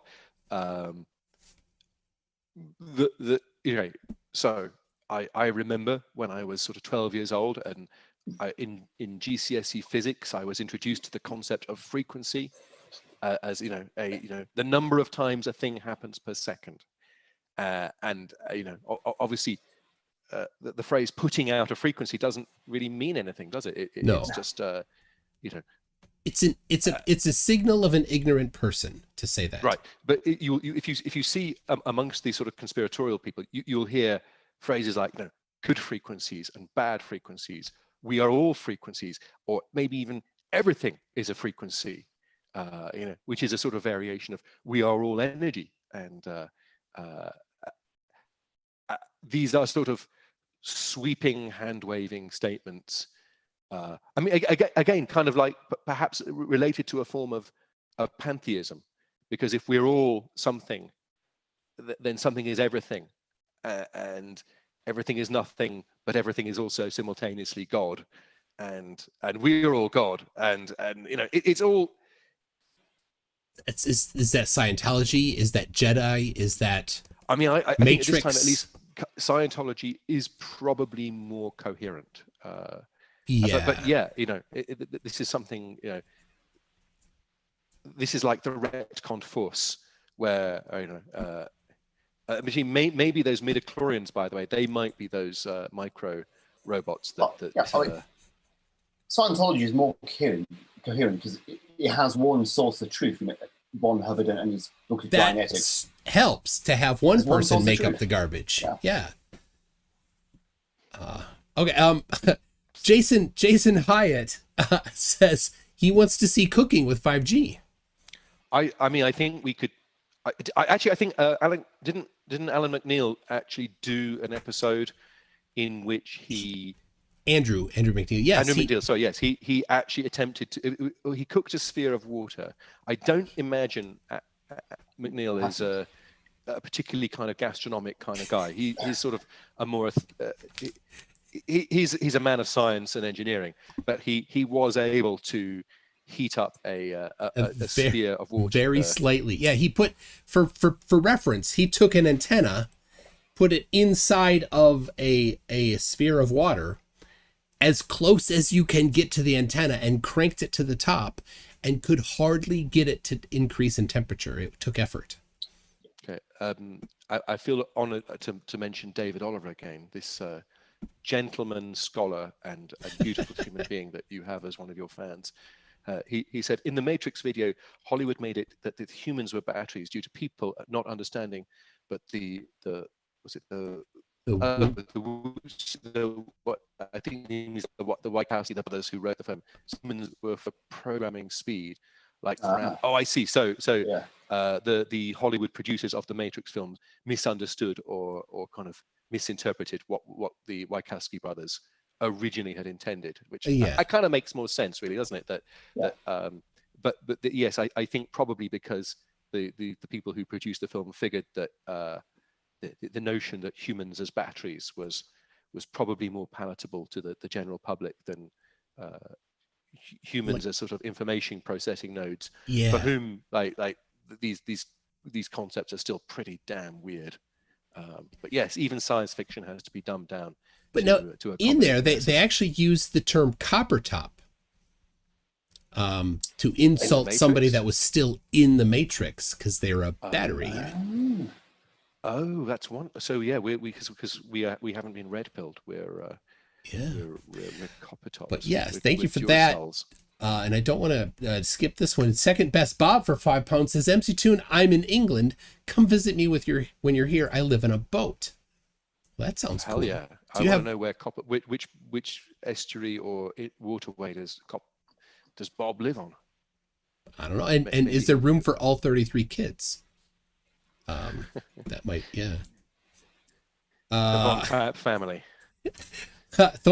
Somebody said, didn't JFK say he was a sausage? Ich bin ein Schweinfleisch. Was that what he said? But then He most definitely was. I'm sure it was. There's no doubt about that. Thor Rasmussen have, I think, corrected that. Ich bin ein Berliner. Yeah, it was a donut. That was a donut. Is that what that means? Yeah. I don't know. Is that really what? I'm absolutely 100% certain that's what he makes perfect sense in the context of a speech he delivered in Berlin to be referring to a donut. I mean, it's obviously all I know is when the mayor of Springfield came to speak at Springfield and said, "Ich bin ein Springfielder." That's all. Right. That's all right, I got to plug that in to translate now. All right, detect language. Why was it on Welsh? I don't know. Welsh.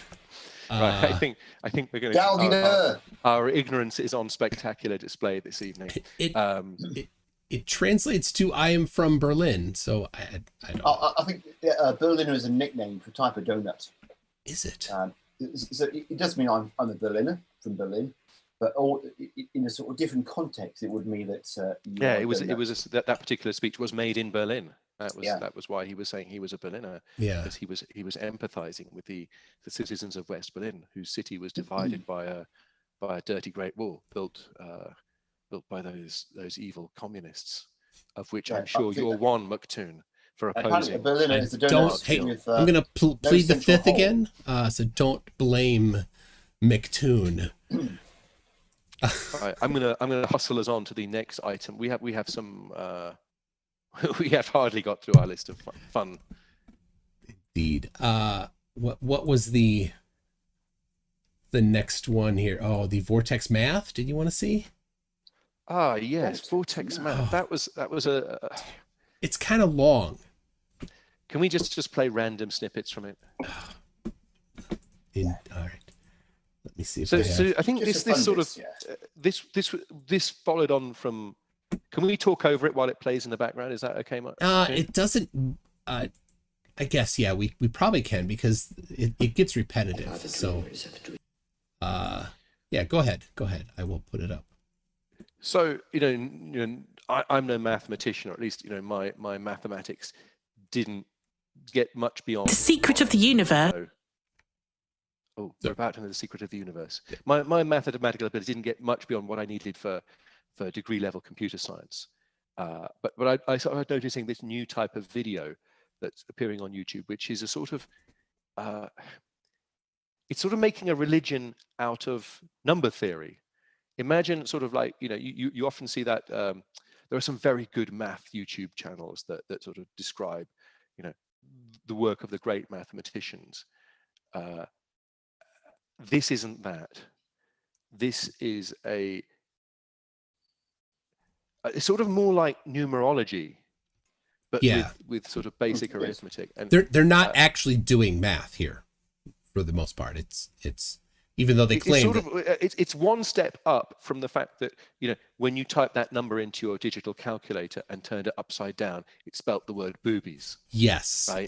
They're kind of like just one step from that.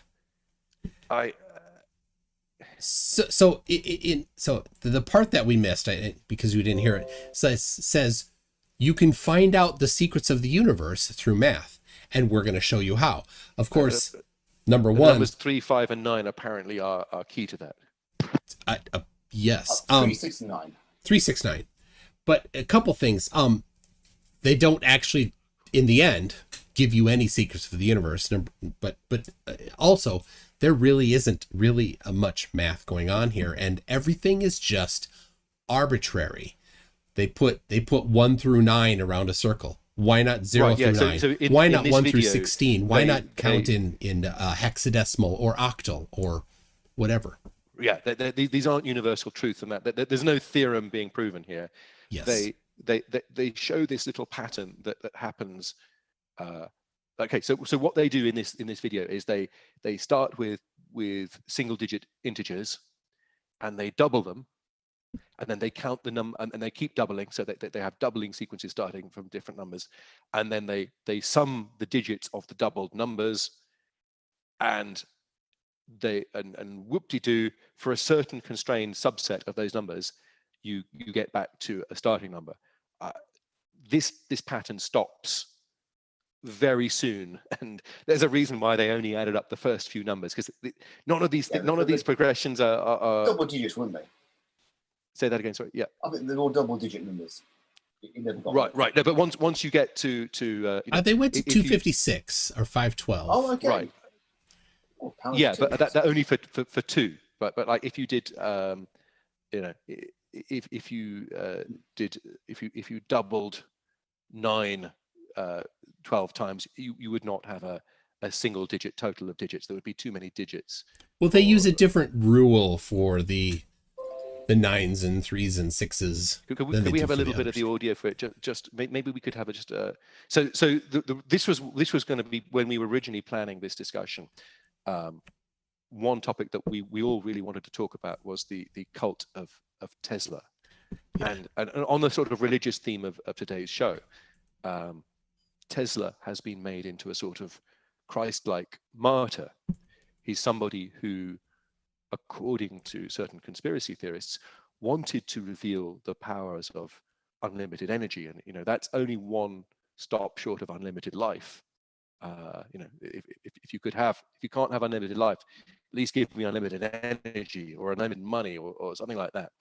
And then the analogy works in other ways, because Tesla apparently died poor and persecuted, and just like Jesus was persecuted by the Pharisees, and so now Tesla has been made into an object of religious veneration by people who never actually bothered to study his work in any academics. Yeah, it goes over their head.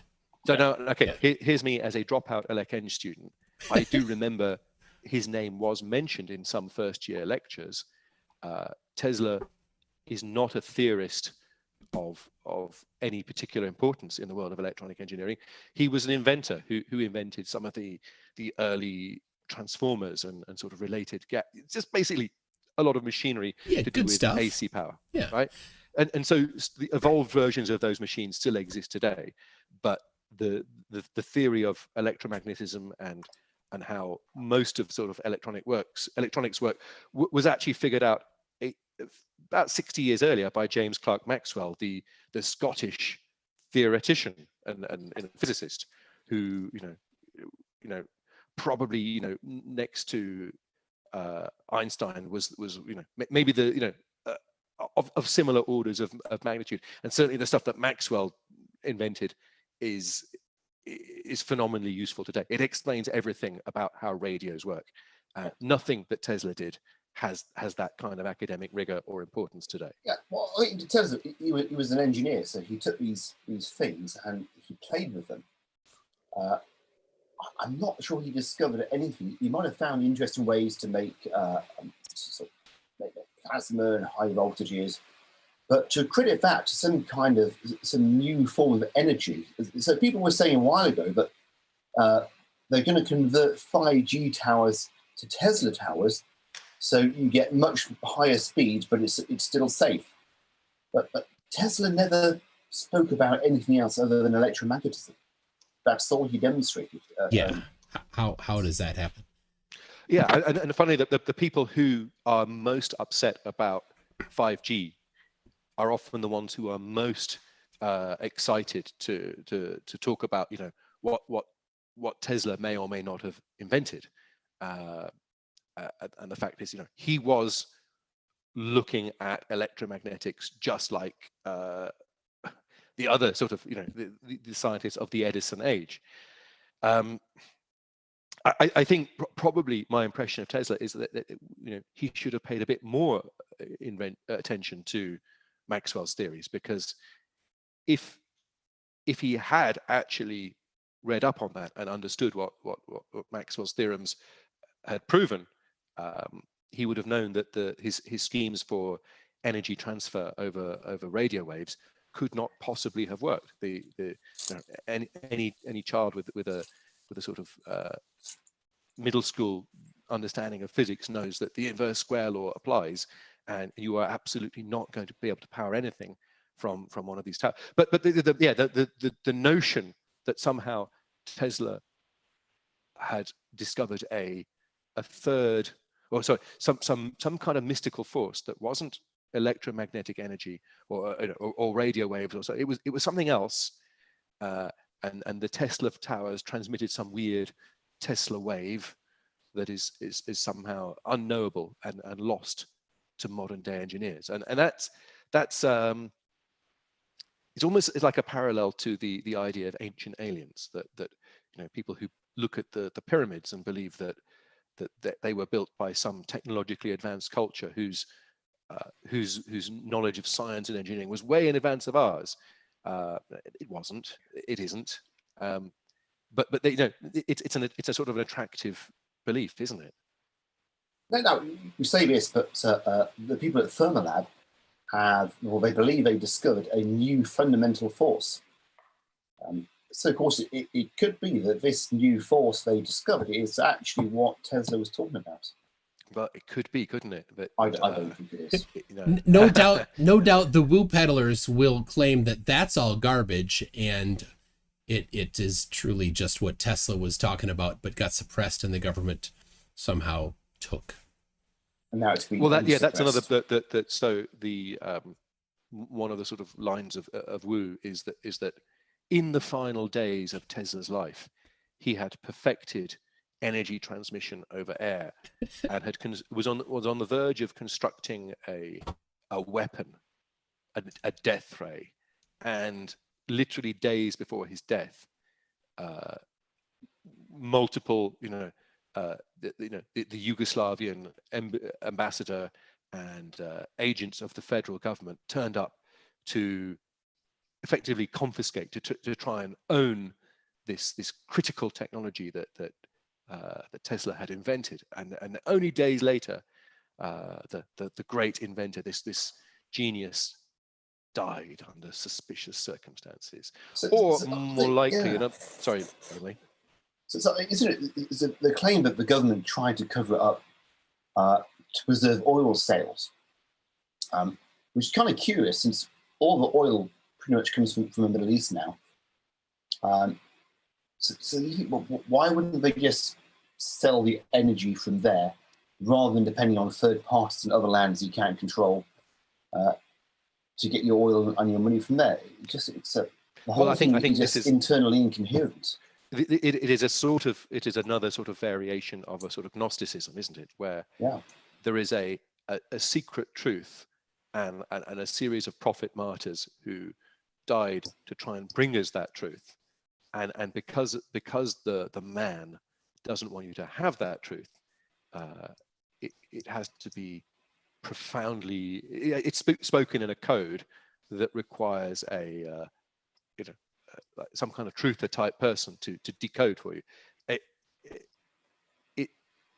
We're back to the religion topic again. This is religion, and it's something, we're getting some. I'm glad we're getting some comments, by the way. People are actually dissecting the theory that's been this bizarre circle diagram. So basically, they've proven that the Volkswagen logo exists, I think. Yep, that is yeah. They arbitrarily chose digits 1 through 9. They arbitrarily put them in a circle. They arbitrarily chose base 10 counting instead of 12 or 16 or 8. And they did it 2. Only for the narrow range of doublings or halvings. Why not triplings? All that. And then somehow, even knowing this, what does it give you? It gives you absolutely nothing. If 369 is some magical property of the universe, what did this give us? Nothing.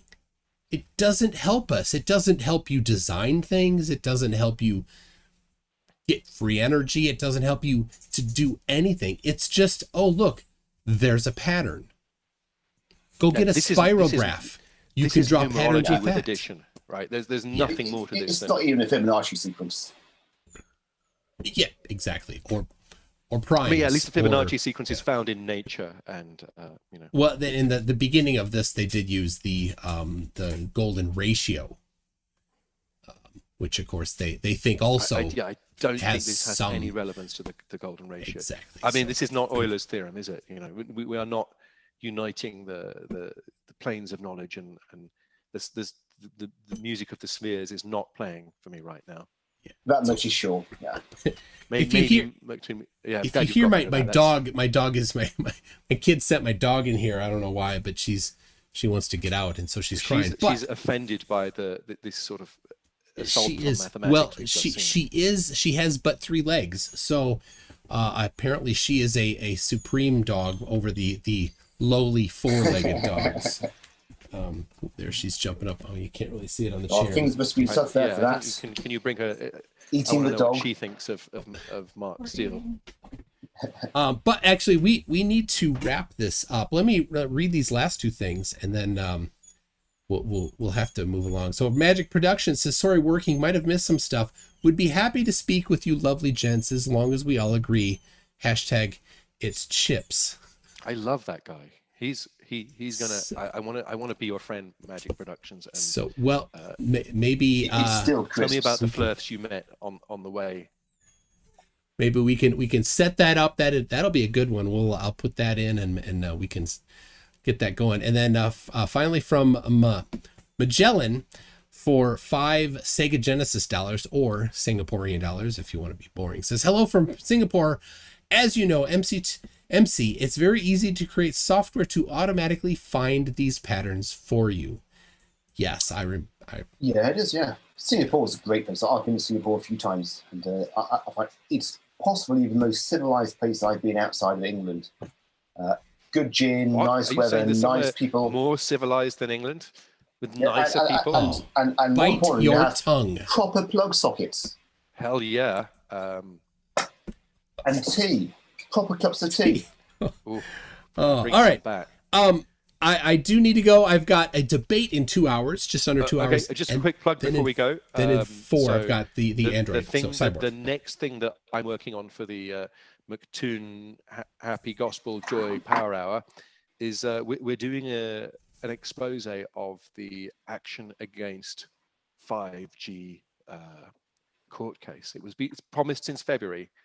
Folks, it's coming, and we've all been we've all been working at our dimly lit desks beneath the pale light of our Tilly lamps, trying to find out what's been going on in that court case. And boy, oh boy, it's a mountain of madness, just like the one H.P. Lovecraft may have climbed. And will we find Yog Sothoth and the great old ones? Maybe not, but we might find people a bit like Mark Steele and some very cynical lawyers. So that's a thing that I can't wait to bring for you all. It's happening, folks. It's really happening. Fantastic. And Lee, anything before we head out? Yeah, I just encourage everyone to interact with these things and to look at these people and find them on Facebook and just see for yourself how absolutely hilarious they are. Yeah, can we post the neo-Nazi Telegram groups? Is that brilliant entertainment beyond the bounds, or maybe on Discord if people want to find? Join McToon's Discord. Ask McToon to introduce you to who I really am, and then maybe you will know. Okay. Do that. But it's you see these videos here, and you think, no. But when you start to interact with these people, and you just give them little shreds of truth, they get angry. On one side, it's very, very frustrating because you just want these people to be normal. On the other side, it's just absolutely fantastically hilarious. Oh, welcome to our there world. It is. There it is. There is a Facebook group, Protect Yourself from 5G and EMF. That's a good place to find it. And thank you to Reynard and Lee, and we will see everybody in a couple hours. Goodbye. Latest, Pams. I'll be